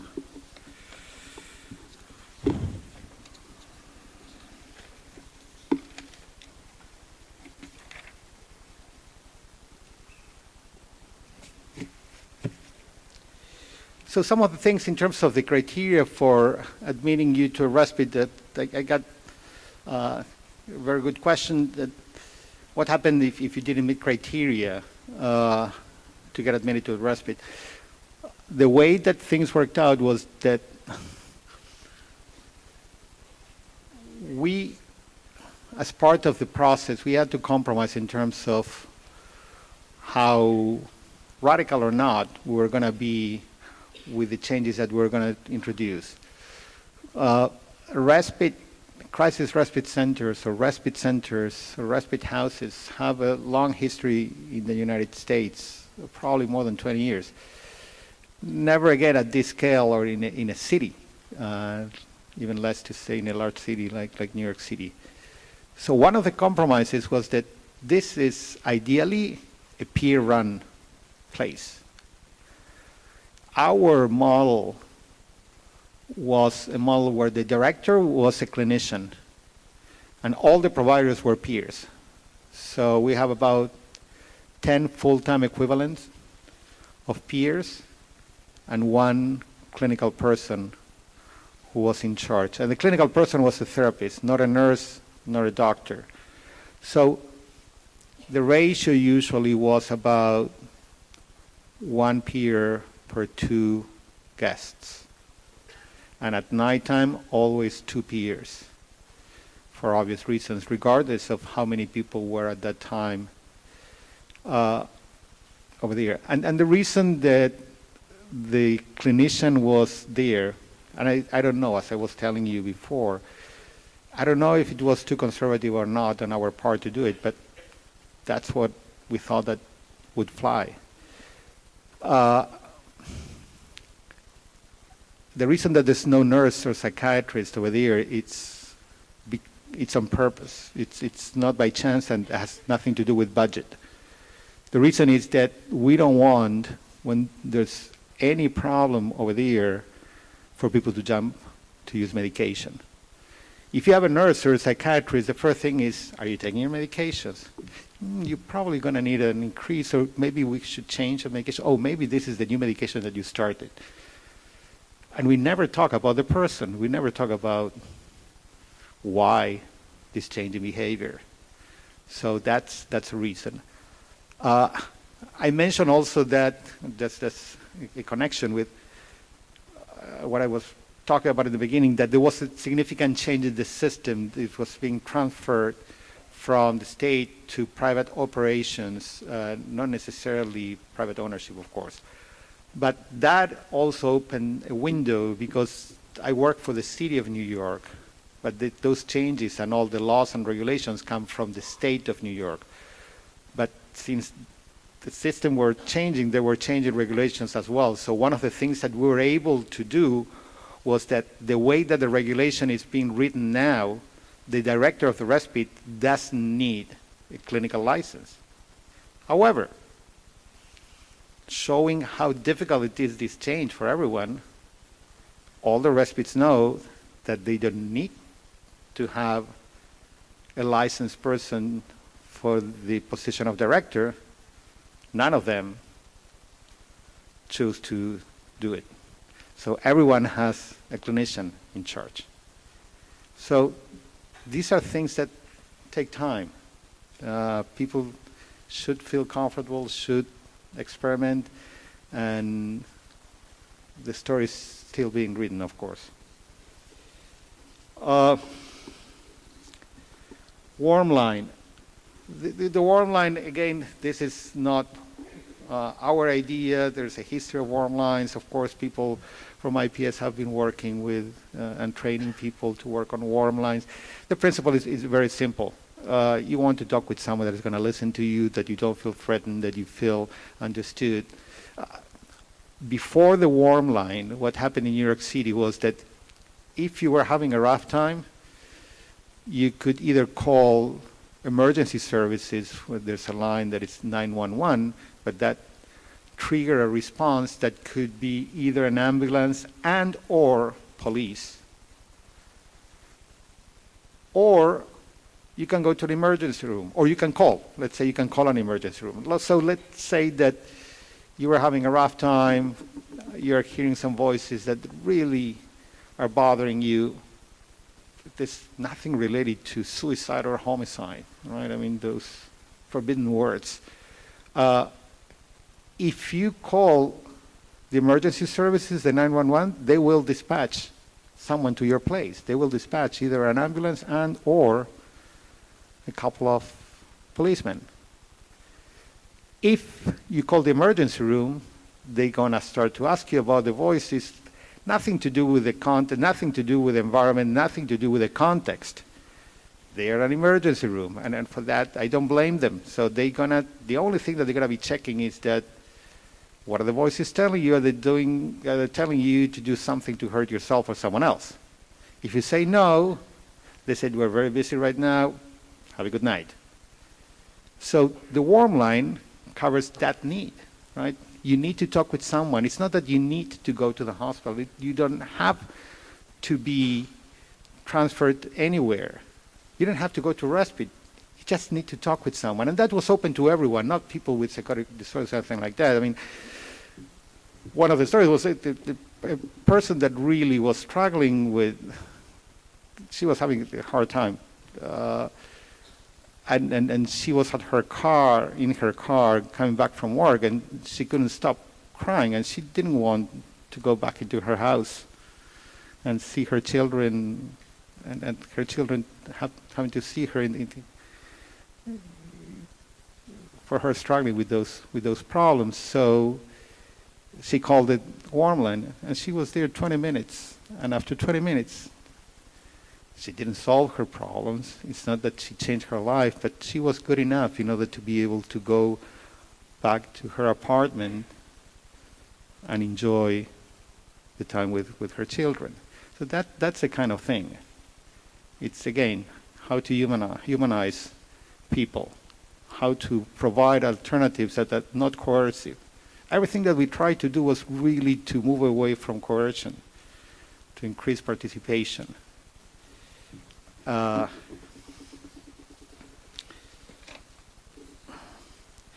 warm line worked for 8 hours a day, and that was budget.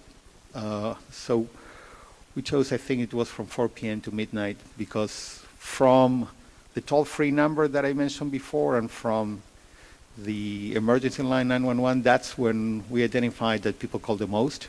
So that's why we chose those 8 hours. Ideally, we wanted 24 hours. We didn't have the money to do it. And we had more than 35,000 calls during 3 years. So that's useful, that in itself. Now, if you do something like that, I don't know where's the gentleman from yesterday, he was talking about the crisis, the self-help groups that they were creating. Some of the challenges with that is that you have some people that can call you literally 20 or 30 times a day. And you have to think on how you're going to deal with that. What are the alternatives that you're going to be providing, because they're taking too many resources, and you obviously are not the right one. If he or she has to call you 30 times a day, you're not doing anything, basically. We are missing the point. We are not the ones that can solve that. We owe that person something better. The good news is that as a result of Parachute, we have now a toll-free number that is called NYC Well, New York City Well, that you can call for free 24 hours a day, and you can call, you can chat, you can text, and they have peers. Not only social workers, but they have peers 24/7. So now we have this 24 hours a day, 7 days a week. Peers that are available there. So now you can call that place and have the conversations that you choose to have in an anonymous way, not fearing that when you hang up, there's going to be an ambulance at your doorstep.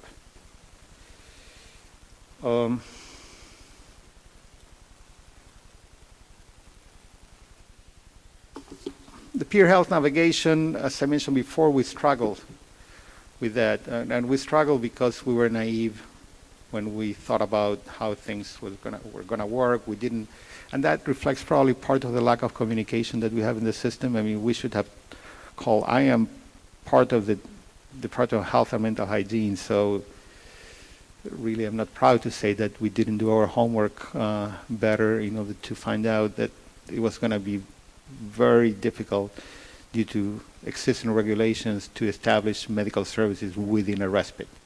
I should have known better. I didn't.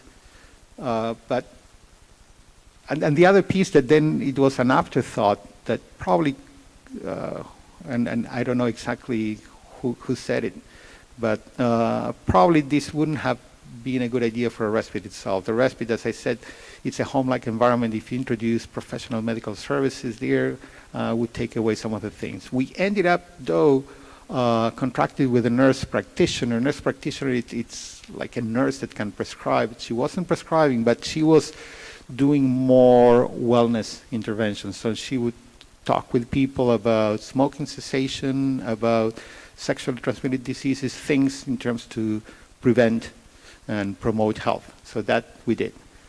The other thing that we did was to connect people with Federal Quality Health Center. That's a clinic, again, that you can go there regardless of your ability to pay for services. So people did improve their health indicators because people just got connected to services. And many times for people when they are struggling with voices, for instance, if you can imagine, if you're struggling with voices, having to go to a clinic and having to sit waiting around many other people, or God forbid, you get there 15 minutes late, it's very difficult. It's very difficult. Not to mention that then when people realize that you have, that you're really having a difficult time, every physical thing that you have is because of what's going on in your head. You don't have any heart problems, you don't have any lung problems, you don't have anything, you don't have the ability, you just have a problem in your head. And that's how we end up many times with life expectancy being shortened. So that was an important piece, I think, that we still have to improve. And by the way, on the other part, it's here, this, we calculate that we prevented about 500 admissions with the warm line. And again, it's very difficult because we didn't have anything to compare with. But those were projections based on the calls that, due to the content, it was understood that people would have gone, and we asked actually at the end of the call, what would you have done? I mean, would you have gone to an ER, yes or no?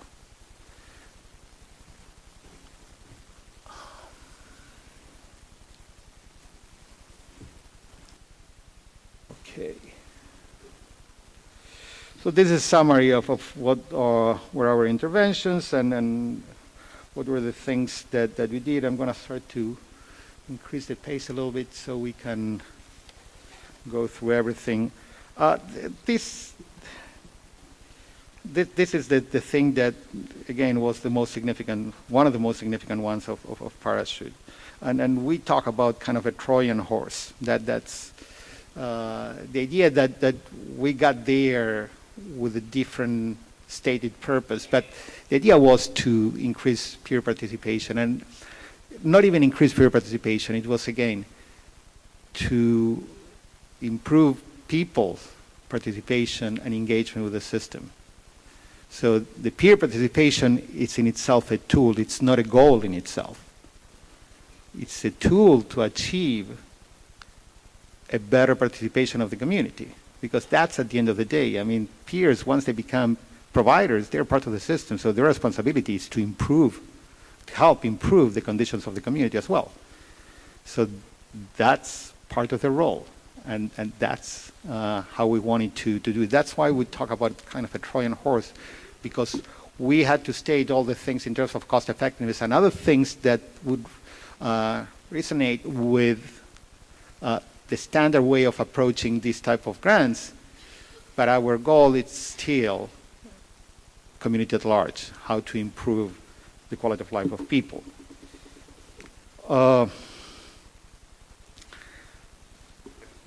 we learned that if we didn't train people in leadership agencies, they wouldn't understand what the staff was doing. That sounds like very basic, but it took us time to understand. I mean, people can agree philosophically with some of the things that you're sharing and the principles that you're laying out when you're talking about starting a project like this.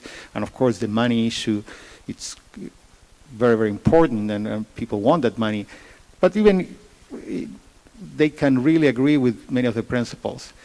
But if they're not familiar with the way that this is going to be implemented and what are the real consequences for service delivery, then you have a lot of tension within the system.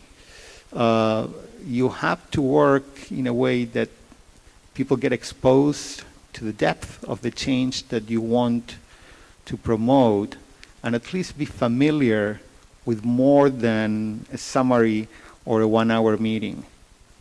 You really have to expose to some basic training for the things that you want to do so they can participate and start to understand, among other things, because at the end of the day, you want the mission, the vision, and the policies of that agency, being an NGO or something like that, to align with the changes that you're promoting.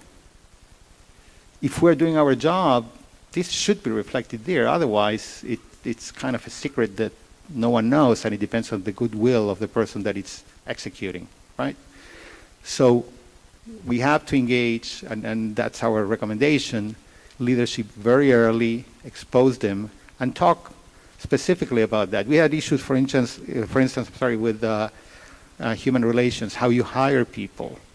And sometimes it happens that people, because of some of the challenges that they had, people who are peers had been overrepresented in the criminal justice system. And it also happened to be that there were a lot of people of color. So, of course, people of color are totally overrepresented, regardless of being peers or non-peers. So one of the challenges is that maybe someone had a minor incident, and that could be jaywalking, could be just crossing through the wrong way, or the street, or jumping over to take the metro, that you can get some of the things. Or it could be something more serious that you did, and maybe 10 years before, or 15 years before you apply for that position. If you don't work with people to explain them, and remember, these might be people that didn't work for the last 10, 15, 20 years. And people are very excited and very anxious. And they want to get that job for obvious reasons. And they might say, well, did you ever have any problems with the law? And if you check no, and then there's a background check and comes up that you had something, and you can honestly think that if it was 15 years ago, I paid my dues, why? They have to ask this. Well, they still ask. Or you might knowingly try to hide that. Well, if that happens, that you say no and actually something happened, most of the agencies would not hire you. So that's something that it's a little example of how much of an impact has to do. How you interview even a peer.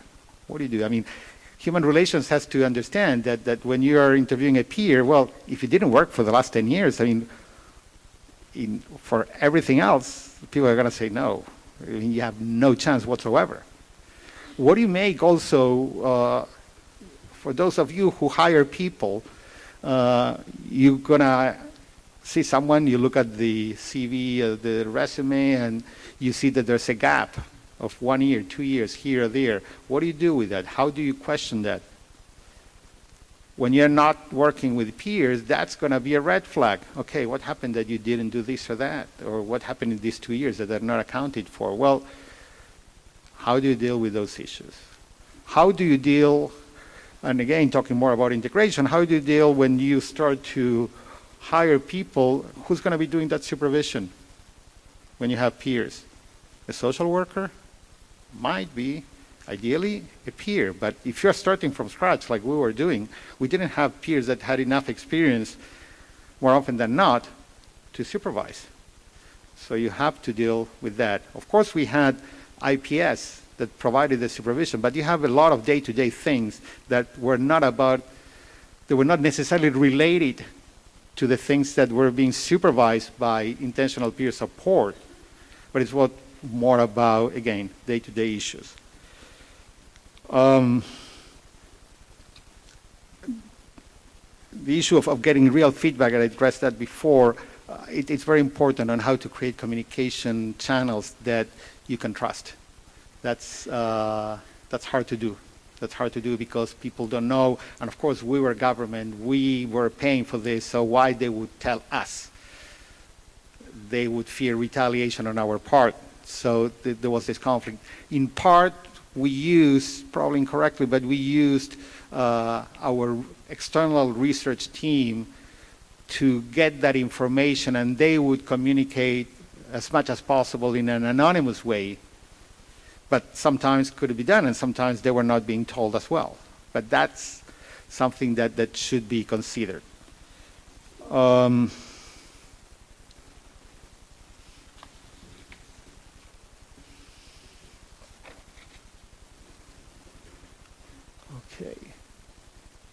In terms of physical health, I think that we went through that.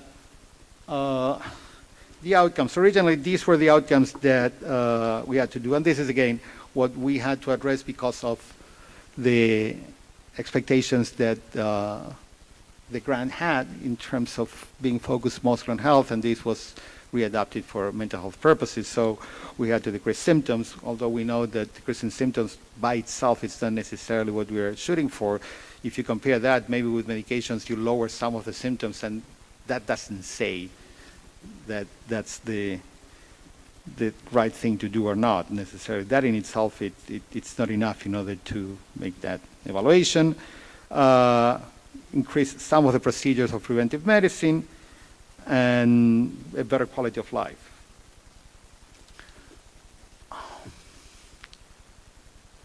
The training, I started to talk a little bit about that. This is just a description of the enormous amount of time that people had to do. Everyone was at least trained in the basic steps of all the models. So people who would be working on the Respite, at least they would have a basic training of the NATM, and people who are working in the mobile teams would have at least a basic training of IPS, and all of them would have training on peer health navigation. The community of practice also was a challenge. We were asking people, you always want to have a community of practice, of course, it's not even necessary to say why, but in a situation when you're asking people to abandon what they were doing and taking a step towards an unknown thing, it's so important that there's some support that it's out there, because you're letting go of something that you're used to and getting into an unknown territory. Very scary for everyone. So the community of practice is something that we started in 2014. There were many efforts we created a website, again, the issues of confidentiality and people feeling fearing retaliation limited the participation. I think that there were some groups. I think that the most successful piece in terms of the community of practice was the Train the Trainer, the group that ended up forming itself, and that was the most internal support that was self-created. I mean, it's not something that we designed, but it ended up being very, very successful. The supervision was challenging as well. We had trainers that, as I mentioned before, coming from Sweden and Germany. Of course, they wouldn't be available for face-to-face supervision, but we did that through Skype. So we managed to do ideally weekly supervisions. Leslie can tell you that there were not only technical difficulties, but it was difficult many times to arrange. Again, time differences, schedules, teams going out, trainers not being available. So supervision, it's challenging, but should be part, of course, of any kind of planning that you're doing. We did, I don't know, a 6 out of 10.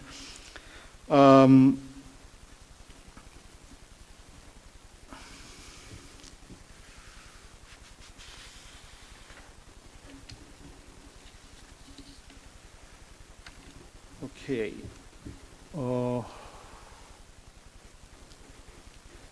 That's a part that it's it's hard for everyone in New York City, and again, that's why I am mentioning, I said at the beginning, Taipei, New York City is New York City, for good and for bad. Our culture, people move a lot around, and that has many, many implications. Not only, for instance, for the teams, that if you were in a district like Manhattan, maybe you start to work with someone that is living in Manhattan, but then they move to another district. And that would imply for a mobile team to travel maybe an hour or more to engage that person. Another characteristic of our city is that people jump from one job to another. So job retention, it's very, very important. So you invest all these resources to train people, and sometimes people afterwards say, thank you so much, I'm moving on. And that's part of life. So we, from the very beginning, wanted to develop internal resources. Another thing that we highly recommend, what we call train the trainer, not something that we invented, of course, but to have available resources internally so you can provide ongoing training for people that are coming and they're new to your organization. That, of course, it's easier said than done. There are many requirements that you have to meet. Of course, you have to agree that with the trainers because there are fidelity issues, there are issues of the quality and competency, so we had to discuss that with Chris in this case for IPS, with our trainers from Europe for in cases of NATM. But we were very, very happy with NATM. We were, again, the first in the world in that sense on training peers to be part of NATM, and they were trainers. Leslie is one of the peers that is an NATM trainer. And at the same time, this is, again, we are challenging the very basic concept of what is a peer role. So we were having our own contradictions. I mean, is a peer really supposed to deliver quote-unquote treatment? We're the first ones to say no. And here we were saying no, but. So something to think about. People will tell you again, as Leslie mentioned, professionals that work with peers, and not any peer can do this, not at all. Like not any social worker or not any psychiatrist. But those who work with peers in the networks, they said that the difference was night and day. So an unresolved issue that we created. The other thing that was also part of the training, but also part of the conflict and the integration, is that how do you reassure people that peers are not going to be taking away the jobs of therapists? And we are saying, well, no, they are not doing treatment. And here we're saying, well, we're getting into that iffy zone. It's a gray zone, but it's a dangerous thing. I am not sure they don't have the final answer on how to resolve this. Because one of the biggest challenges is that we don't want ever to look at peers at cheap labor. And this is opening a door for that. And we have to resolve that. I don't know how, but we have to resolve it. But also it's really undermining the reassurances that we want to give to social workers. No, a peer has a different role. Rest assured that you're going to be doing the job as a therapist, and a peer is going to be the job of engaging connection and so on and so forth. But now we saw that actually doing this, it works pretty well. So how we resolve that, I don't know.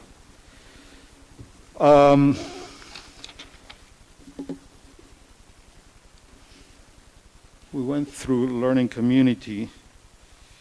The external evaluation, that was another pillar. I mean, we asked this group of anthropologists that were part of an institute that is part of the State Office of Mental Health to work with us. Even though we were paying them, we told them that we're not going to censor anything that you do and you say or you write down. We want really to learn from a third party, an objective one, what's going on, how it's working out, what's okay, what's not okay. And the reason was, to be honest, was selfish as well. I mean, if they would have not tell us what was going on, not that we were able to respond and to accommodate to every one of their recommendations, but if they didn't tell us the truth of what was going on, we could not adjust during the process. You don't want to wait 3 years and then start to think, oh, and you say, well, I wish I knew 3 months into this and not 36 months into this, right? So in a way, it was an issue of transparency, yes, and that was a principle, but it was also that we needed to have someone that can tell us the truth. And when I say embedded, I'm not exaggerating. I'm going to take some time to read what they did in terms of how much they participated. They observed 112 days of NATM and IPS training, attended over 300 staff meetings and clinical supervision sessions with mobile crisis team, attended 55 staff meetings with crisis respite center staff, conducted at least 75 days of informal observation of mobile and respite teams, completed 60 key informal interviews with parachute leadership and staff, shadowed mobile crisis team staff during 5 network meetings, conducted 7 interviews with 4 young men experiencing a first episode, conducted 9 focus groups with mobile crisis and crisis respite teams, helped facilitate 28 meetings for the development of a training curriculum for Parachute NYC that can support future replication efforts. Not to mention all the interviews that they interview about 140 people at baseline 3, 6, 9, and 12 months for over an hour. That also was a tremendous value because they had, of course, quality of life scales and symptom scales. And of course, we took information from what was going on. And that allowed us really to have something that we can learn from and we can share with you. And I'll be more than happy to share that, again, that white paper with anyone. I'm going to have my email at the end of the presentation available. We also had, of course, an internal evaluation. That's something that we had to do for our own needs. And again, we were also trying to, this is less applicable, I think, because it's kind of the contracting, the way that we did it with agencies in terms of NGOs and relationship with us and how we deliver the money, and in terms of incentives for them to go through the process of hiring people and training people, so that would condition the money that we're going to give them anyways, but they had to complete some of the things. So those deliverables would be the condition for people to get the money that there was already allocated for them.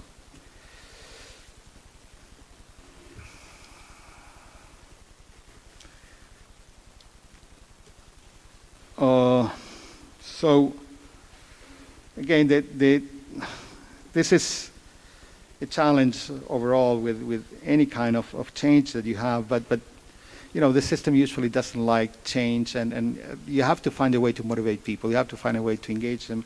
Otherwise, we do things because we do them, and more often than not, we don't question why we do them that way. But that's the way that they did it when I first came on board, and that's the way that we do it. And if no one comes and says something different, that's the way that things will continue to be. So it's gonna be the issue of evidence-based.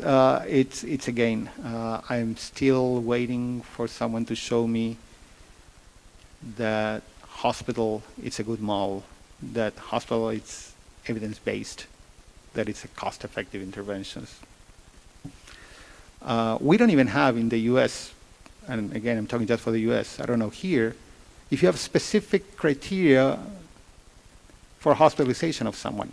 We have specific in terms of suicidality or homicidality, that would be a compulsory, mandatory. But for a regular hospitalizations, it's not even criteria. And many times has to do with a very subjective way of looking at things. And depending on who's in the emergency room. and how many beds are open or occupied. But whenever you want to introduce something new, you have to jump all kind of hoops and prove things that no one else had to do it before.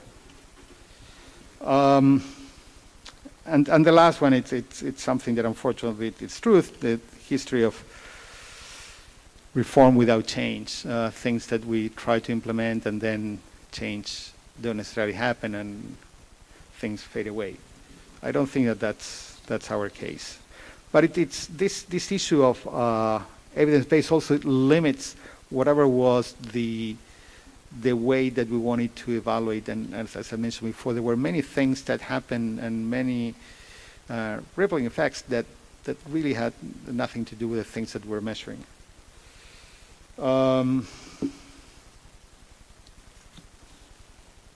So some of the outcomes in terms of we really move people through a system that was never done before, in a way that was never done before, and people liked it, and that's not a minor outcome.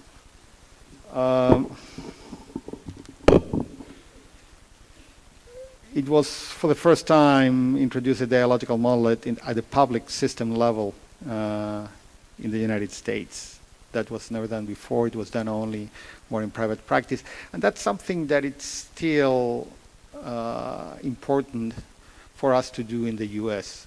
The demographics of the people are really not necessarily that clear in terms of race and income and level of education, who's benefiting of what. And I think that for a society like ours in the US, it's very important. We want to make sure that the service meets everybody's needs. We incorporated peers at every single stage. That was never done before. We even have part of the external evaluation team, they have a peer as well. So we went from design to preparation to implementation to evaluation, incorporating peers at every level. One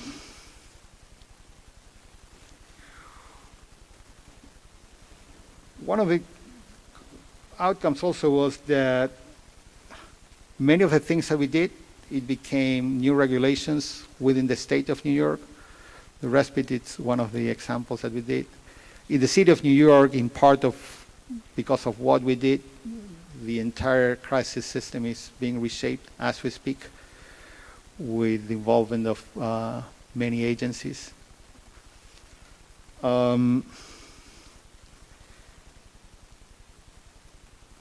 We incorporated peers as trainers. I think I mentioned that before, and that was a first. Again, never done before.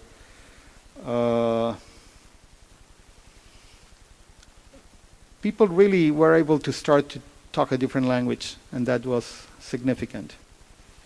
People attending different trainings were getting an experience that never had before, and were able to, at least for some time, be on the other person's shoes. That was good. It really showed that people in New York wanted to do this, and people liked the services. The crisis services, there was a paper last year in psychiatric services that the respite services saved money in terms of hospitalizations, even with one single admission to a respite center would save money compared with your pattern of services use 2 years before and 1 year after. And that's even for some people, that's a very meaningful number, because many of the people that receive respite services, they didn't receive mobile team services. So the only way that we were touching them was through the respite. Just imagine if we would do our job and connect them with good services when they leave the respite. So the potential is tremendous.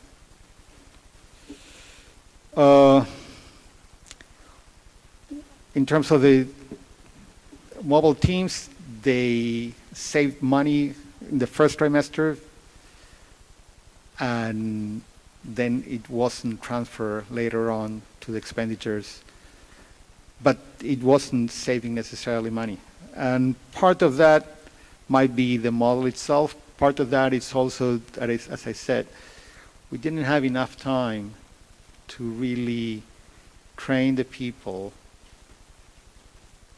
and start to implement things in a way that people felt comfortable to deliver this type of intervention. And at that time, we should have started to evaluate. We couldn't afford to do that. So I think that that was a serious limitation. And some of the outcomes we see that actually people started to get way better after 9 months. And it's not that it took 9 months for them to get better. It took 9 months for the team to start to execute the right intervention. So again, limitations of our system.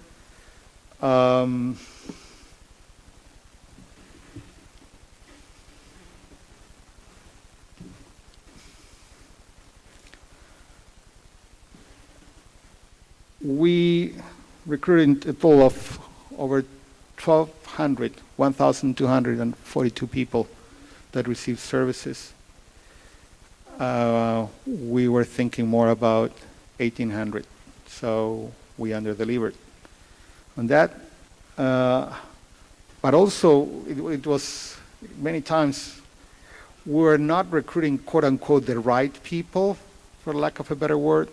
There was so much pressure that we were putting on the teams that they had to improve their numbers, that maybe the people that they were getting those services, for instance, if people were not using hospitals or ER for the last 2 years, what we were going to be able to show in terms of the decreased use of services afterwards.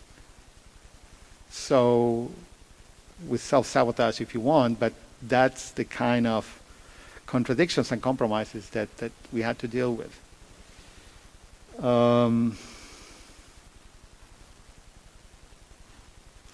Another interesting thing was that people use things in a different way that we imagined. We were thinking that if we would go to people and say, hey, listen, you don't have to come into the hospital. You have this great service that is called Crisis Respite Service, and you're going to be here in a home-like environment, and people will welcome you, and you will have your Netflix and your private room and this, and people will jump on us and hug us and say, hey, I want to go there. No, it didn't happen like that.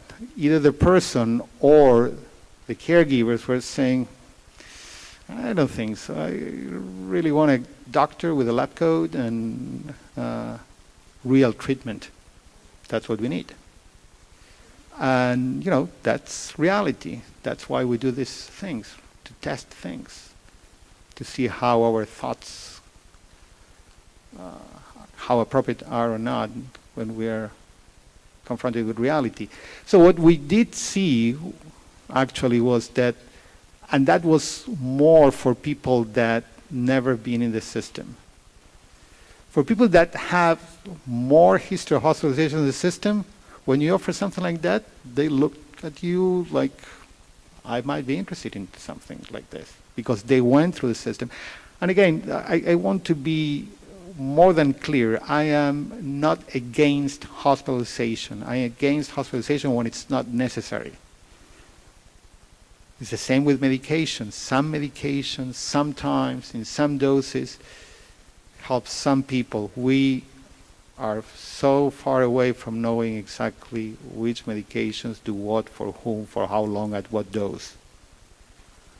But we know that we are using too much of it, both. Too much of the hospital and too much of medication. So the other thing that we tried to do was that, hey, if you have something like this, that if you've been struggling and you had many visits to the ER or the hospital, when you start to work, for instance, with a mobile team, it's like, I hope that you don't need to go to a hospital again, or you don't have to leave your house, but if that would happen in the future, why don't you visit this place? Just take a look. You don't have to stay, of course, because there's no need for you to stay now. But if you take a look at this place, and that was the respite, then in the future, if you're in a crisis, you might choose to use it as an alternative. But again, these are the ways. We had significant challenges also in the communication between the NGOs.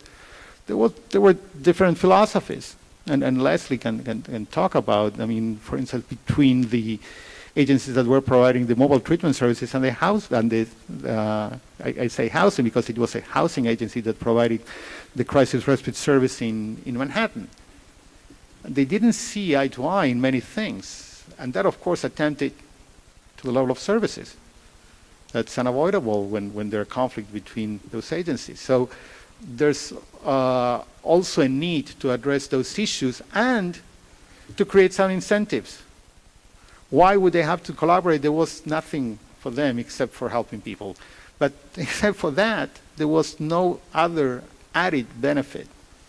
And they didn't even also have any kind of incentive not to hospitalize, even though, of course, we knew that they knew that we were measuring this, but at the beginning, mostly, it was difficult for them. Well, you know, this is what we do. We refer people to the hospital. So when you're thinking about doing things like that, you have to engage all the players. So everybody's on the same page, so people are not going to be referred. And one of the interesting things, just to illustrate this, it's that we were lucky enough that during the 3 years of Parachute, we had only one person at the Respite Center that took an overdose of medication. That happened, so of course at that point, staff called 911, the emergency line. An ambulance came by. They took them to the nearest hospital. Happens to be a very, very large hospital in New York City. But since it was very close to the Respite, remember that I was talking about the outreach that the Respite were doing, just getting referrals. Both the mobile teams and the Respites were going to an emergency room and explaining people, we are doing this, we're introducing a new model. Please think about us when you're discharging somebody or before admitting someone here. So they send this person to this emergency room, and the director of the emergency room, a psychiatrist, it is a psychiatric emergency room, the psychiatrist happens to be there on call. And he's there, and he gets this person. And he makes the evaluation, and he said, the best thing for you is to go back to the Respite. He didn't think that the person needed to be hospitalized. So it's so telling that even people at the Respite felt that they were not really the right people to do this, and people at the hospital say, well, actually the best place for you is to be there. Because it's not that they send the person to have just a quote-unquote clearance in terms of being medically cleared. They send them because they thought that she has to be hospitalized. So that's kind of summarizes many of the things.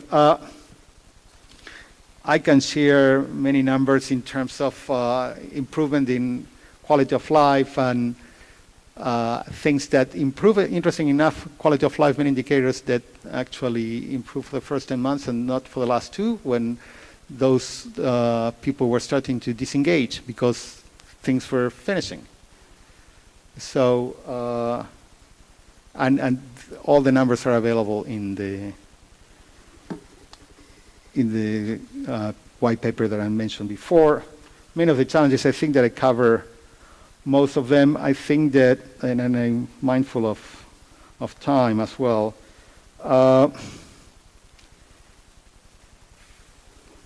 One of the things that, and I'm probably going to, if not change, get close to the end. One of the challenges, it's how to deal with psychiatrists. Psychiatrists are a very important piece of the system. If we are talking about issues of hospitalizations and medication, and one of the goals was really to optimize the use of medication, that we did better in some teams than others. But when you start to introduce this type of practice with any kind of dialogical practice, it's still something that we have to define. What is the role of the psychiatrist? within that type of practice. If people are going to respite and you on purpose don't have psychiatrists, that might be a problem, right? And what happens also when you're not prescribing, or when your role is to lower things or to minimize the use of these medications. So this is a challenge to the identity of a psychiatrist. And we have to be very mindful of that. We can't just dismiss and say, well, they don't get it. Well, this is how we were, and again, I'm talking for the United States. This is how we were trained. Medication, it's, yes, of course, there's therapy, but medication, it's the deal breaker, right? And because of training, because of financial pressure, so we have to really take some time in thinking on what is the role in these dialogical models of the psychiatrist and how to incorporate, because for the foreseeable future, we psychiatrists are going to be part of the model. I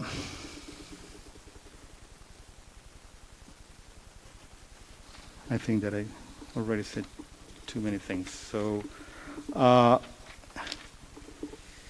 me see.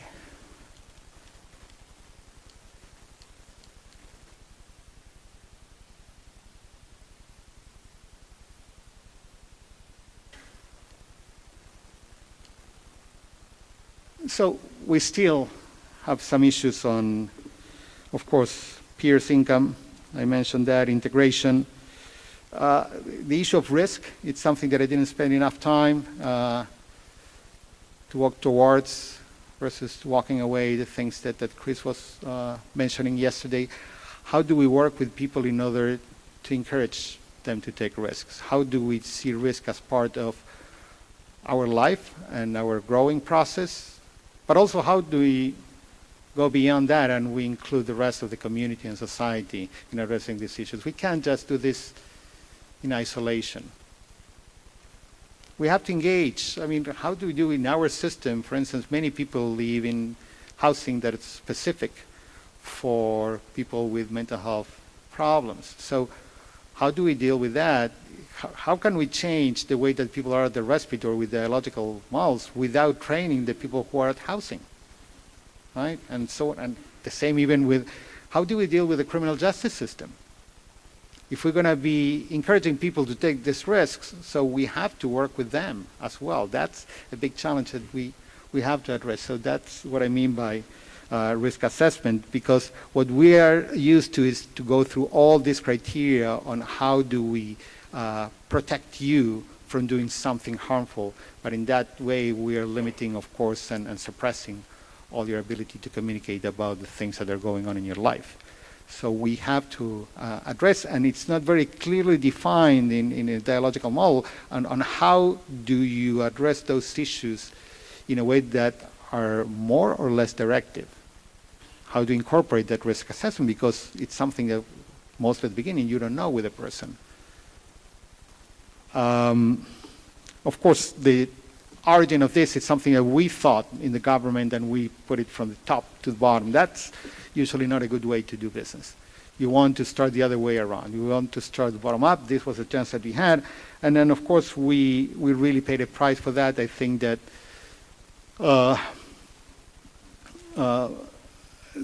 one of the benefits is that, of course, people would fight harder to get the services when they feel that they belong to them and they created these things. And that's not happened, and that's one of the reasons that we don't have those services now.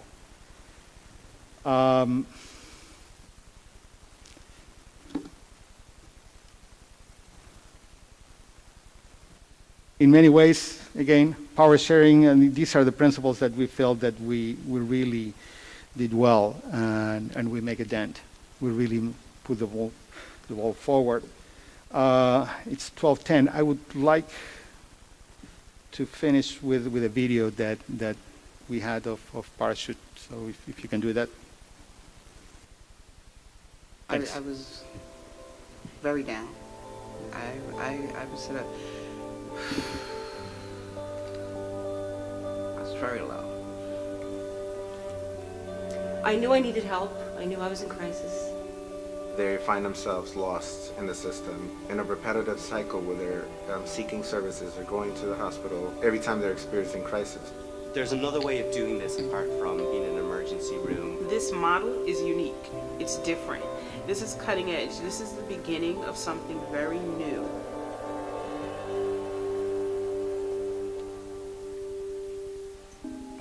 It's a very different premise. It's really giving control to the individual to be able to kind of make the decisions that they need to make in order to keep themselves well.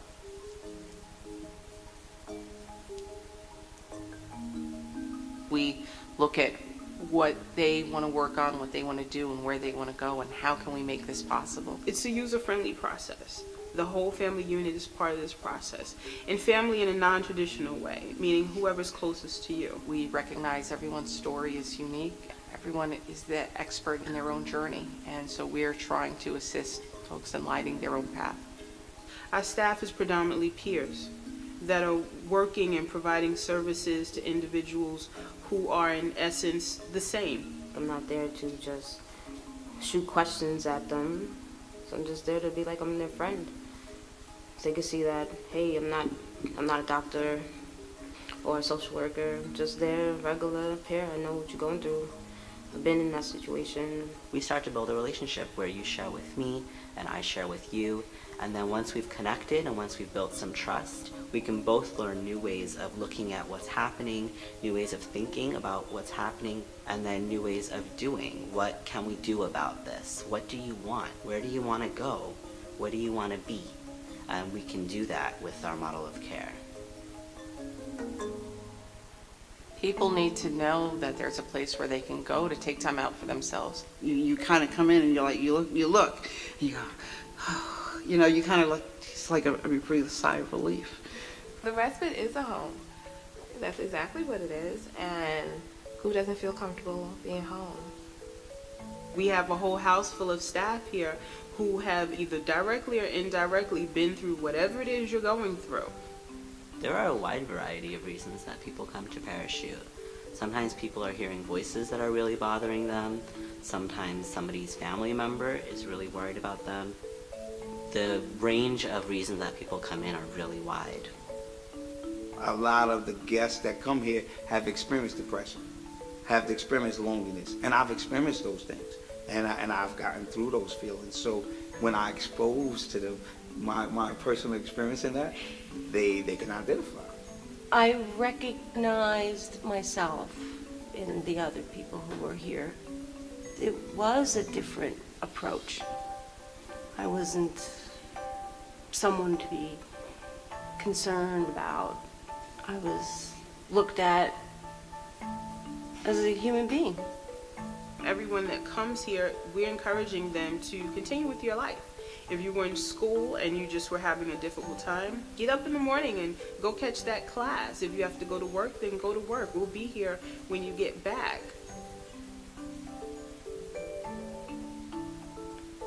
Knowing that they can be here and they're going to be with someone, with staff 24/7, I feel like that's a layer of support and comfort for the provider as well. You didn't feel like you had to be a certain way at any point of the stay. Always encouraged to be yourself. Always to just be you.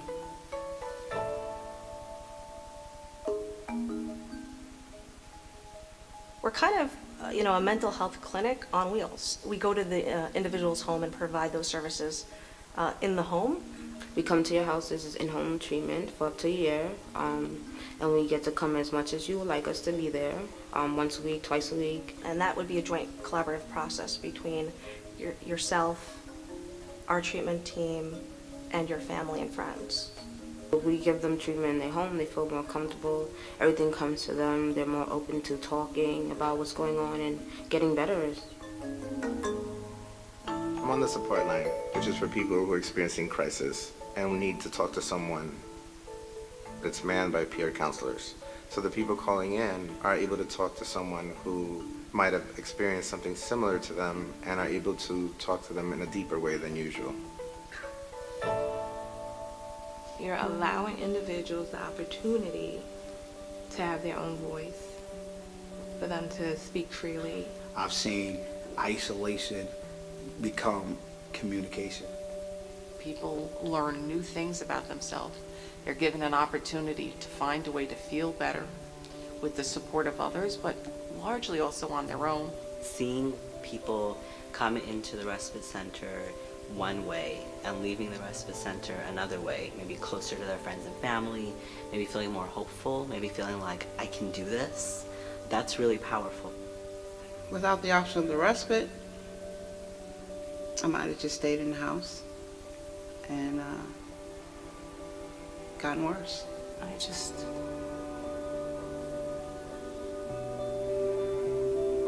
very lucky that parachute came my way. Really, I feel like really saved my life, honestly.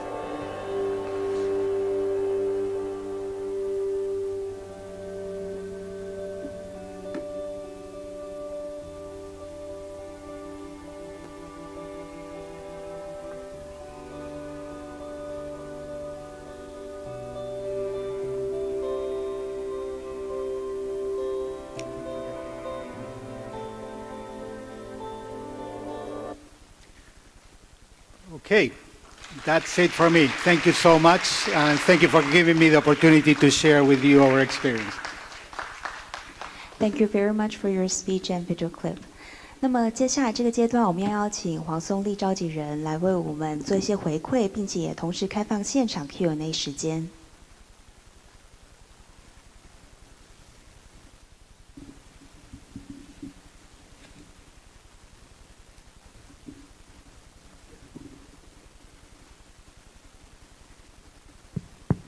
Well, thank you so much for being so explanatory and reflective at the same time. It's really a wonderful presentation. And I guess the one big question for me is why aren't we all doing this more? But we have 10 minutes and then we'll open the floor for questions. So we take 3 at the first.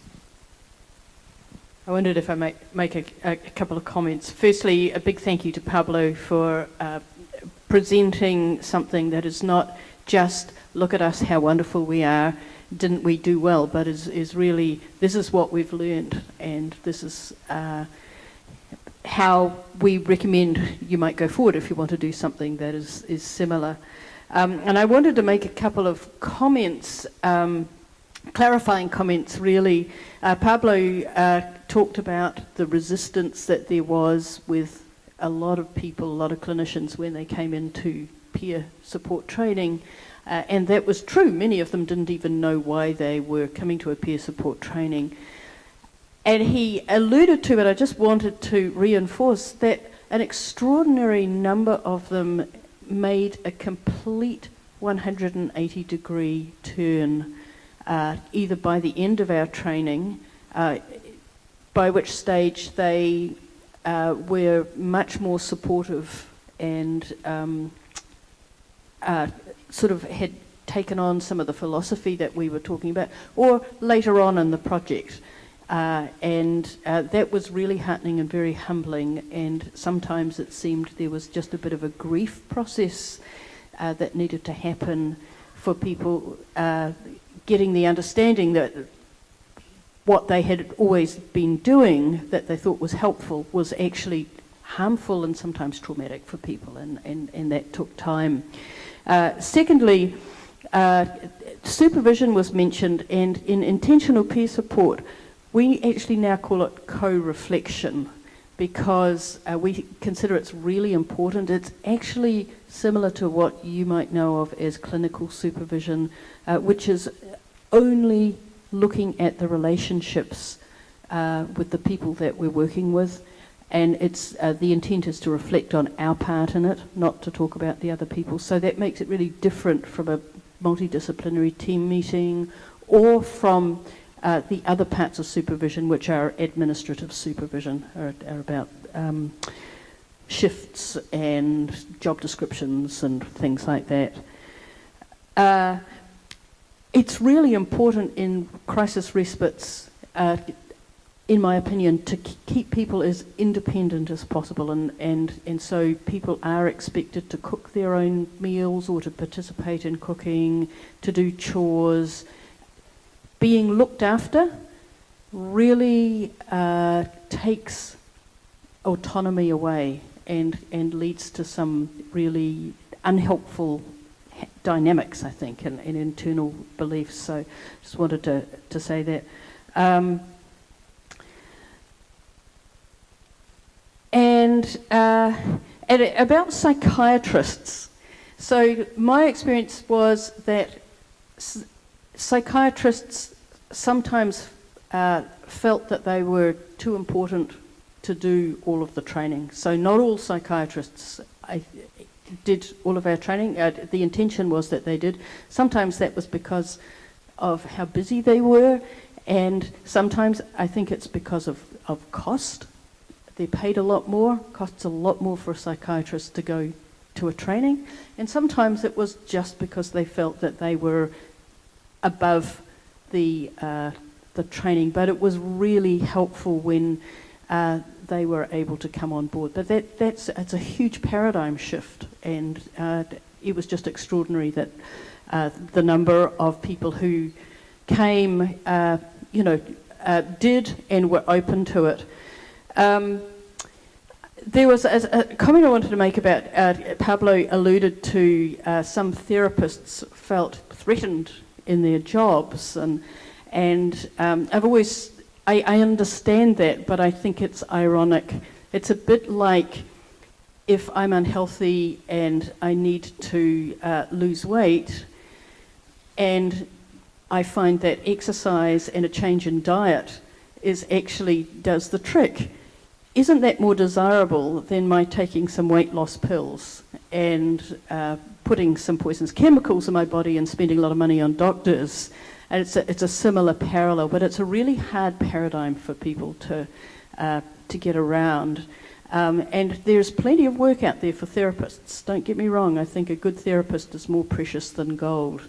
Peer support is not intended to replace therapists, but it's just a completely different role, and that's a difficult paradigm shift. And Pablo talked about the white paper, which I thoroughly recommend. I also mentioned yesterday we have a respite manual, and if anybody wants to set up a respite, please contact me, and I'm happy to give you my card. And to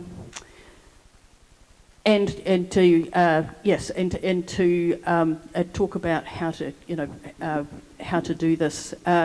There is a controversy. I'm sorry, sorry to interrupt.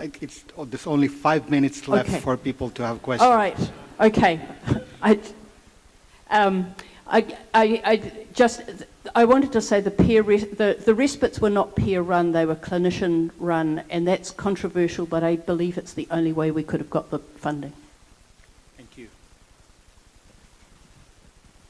好，这边有一位，来，你先。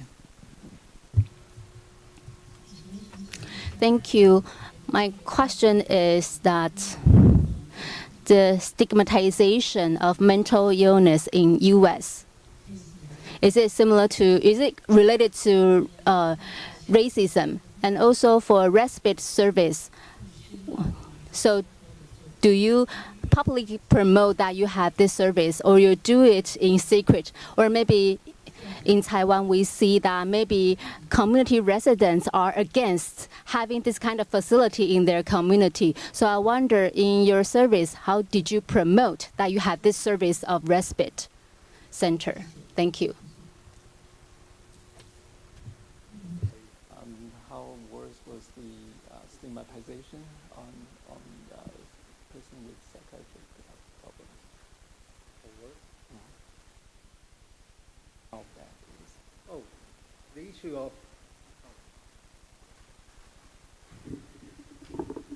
of stigmatization, of course, it's very big in the U.S. I can't compare with the situation here, of course, because I apologize of my ignorance of what's going on here.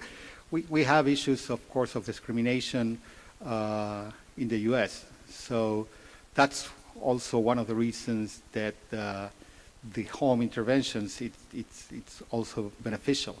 But even in those situations, for instance, sometimes the vehicles that people go to doesn't say that they belong to a mental health agency, and that's not by chance.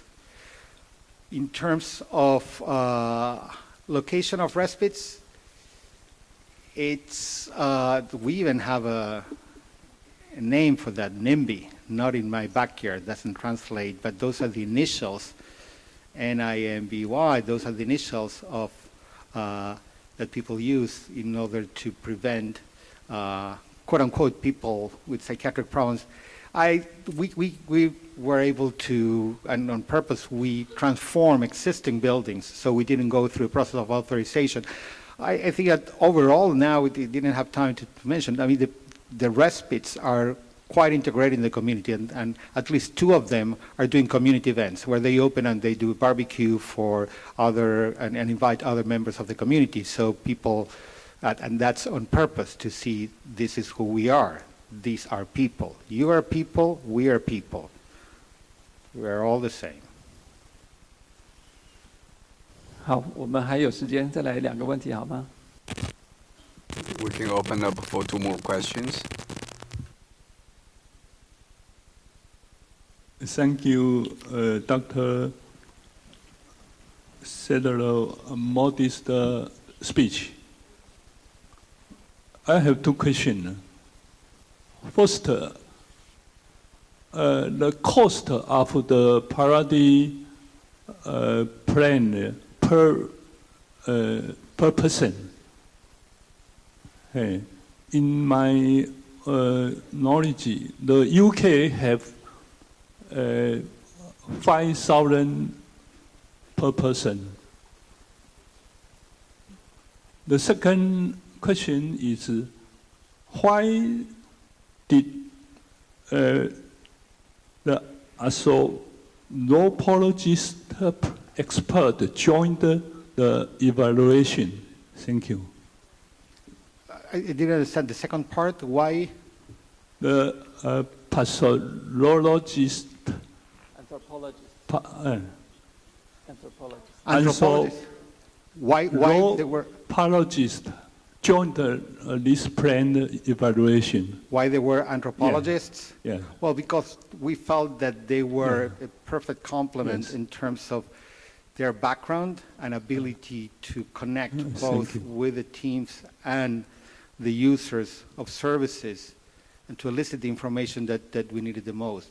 We felt that they were uniquely qualified to do that. Besides that, we did the analysis, again, about service utilization, and I don't have off the top of my head the number. I will look for it, and I'll happy to send you the information. But we did have the external evaluation, and as I mentioned before, we did have our internal evaluation that addressed the issues of cost and symptoms and utilization of services, and those were done by policy analysts and statisticians. So they were both. 时间已经到了，我们最后一个问题，好吗？后面，谢谢。大家好，讲者好。Good morning. I would like to ask you 1 question, because these past 2 days I heard about the peer support as well as a parachute program. Some of the social workers are talking about the issue, the role of family members. Is it possible that family is also a peer supporter, or family member is also a peer? In other words, if there's an issue of family relationships, so in your parachute program, I mean, when you refer to the therapist or the family members are also peer supporter. The second question is based on local or Taiwan experience. When we admit to the hospital or while we discharge, more than 90% you need consent or agreement from the family members. So I would like to ask you regarding such a role regarding this mobile service and the risk. For example, in the kitchen, if they have people have a hallucination and show up with waving a knife, then how do you handle those kind of crises? Thank you. Thank you for your question. The family piece, this was one of the successes as well. We incorporated families everywhere that we can. I mean, and when I say everywhere we can, was whenever family was available, because many people were living by themselves and they were not in contact with their family. They were encouraged to, but so this service really changed the way that people started to look at family. There are family peer members in other services, in other parts, and this is something that definitely should be considered to be there. If I understand, you said that, and forgive me if I misunderstood, that 90% of the people need the family's authorization to be hospitalized? Is that what you said?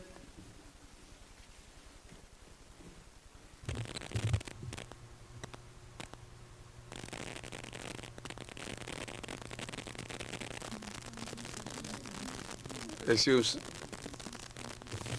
Are sent to the hospital by their family members, and when they are discharged, the family has agreed so that the family can take the person back and then continue the care. So it has a lot to do with how the family's attitude is with regard to the care during the crisis. Yeah, that's a little bit different. Definitely families send people. Many times they want someone to be there, but it's not the family's decision neither to send the person. It's not the family's last word, either to send or to receive back the person. We try to honor and encourage people to make their own decisions. So you go because you feel that you have to go, and if you choose, you go back to your family, and if you choose something else, and in New York City, of course, we're very limited in issues of housing, but you have the choice of being referred to another place. Your family doesn't decide. I mean, we're talking about people over 18 years old. For minors, it's different. If you're over 18, you are the one who decide. And the last piece, what's happening with someone, it reminds me a little bit of when people say, well, you're against torture, but what if the person would be the only one to save another person of throwing a nuclear bomb? Would you torture that person? Well, I think that for 3 years we did this and we didn't have a single episode like that. Could that happen? In theory, yes, of course. Everything and anything could happen. But I think that also the way that people work and engage is different. Many of the things that happen are being resolved in terms of communication. And we saw most of the problems where we didn't have the best trained people, because that's a very important piece. But also many of the things that had to do with escalation and aggravation of situation has to do with the confinement that you have to do. And here you can say, if I'm having a problem with her, I can choose just to slam the door and walk away, which could never happen when you are locked up in an inpatient unit, right? So there are different ways that people can address that. In theory, anything and everything could happen. We're lucky enough that that didn't happen, and I am not aware of incidents like that. Chris might know better. There's a significant history in already for a couple of decades in the U.S. Of respite centers. So this is something that we're lucky that it's not something that happens. Okay. Thank you for very lovely presentation. I'm very surprised of many things. Only one comment, and Okay. I'm very surprised of the very minimal number of training that you contributed, 35 hours. In Tornio, we have 3 years training, and I'm very surprised that with that minimum intervention, you can make a huge change in the system. Totally understand. I think that we started with this 20 days model that you know that Volkmar developed, and that translates into 35 was the basic. So it is not that, I mean, when 35 was the people at the respite, but field mobile teams got more than the 35, as it is explained there. They were not 3 years, of course. We are aware of that. We had to start somewhere. I think that also there was some experience with that model, as you know, in other places in Europe that they started to work. Volkmar and has been doing that kind of work. Having the time and the money, if I could do it, I would have nothing against. And actually, one of the recommendations that we have in the white paper, that this is the beginning.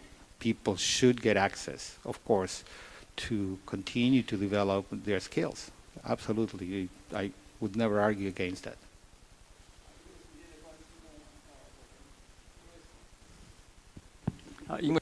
In the interest of time, we have to close the discussion. Once again, let's give the speaker a round of applause.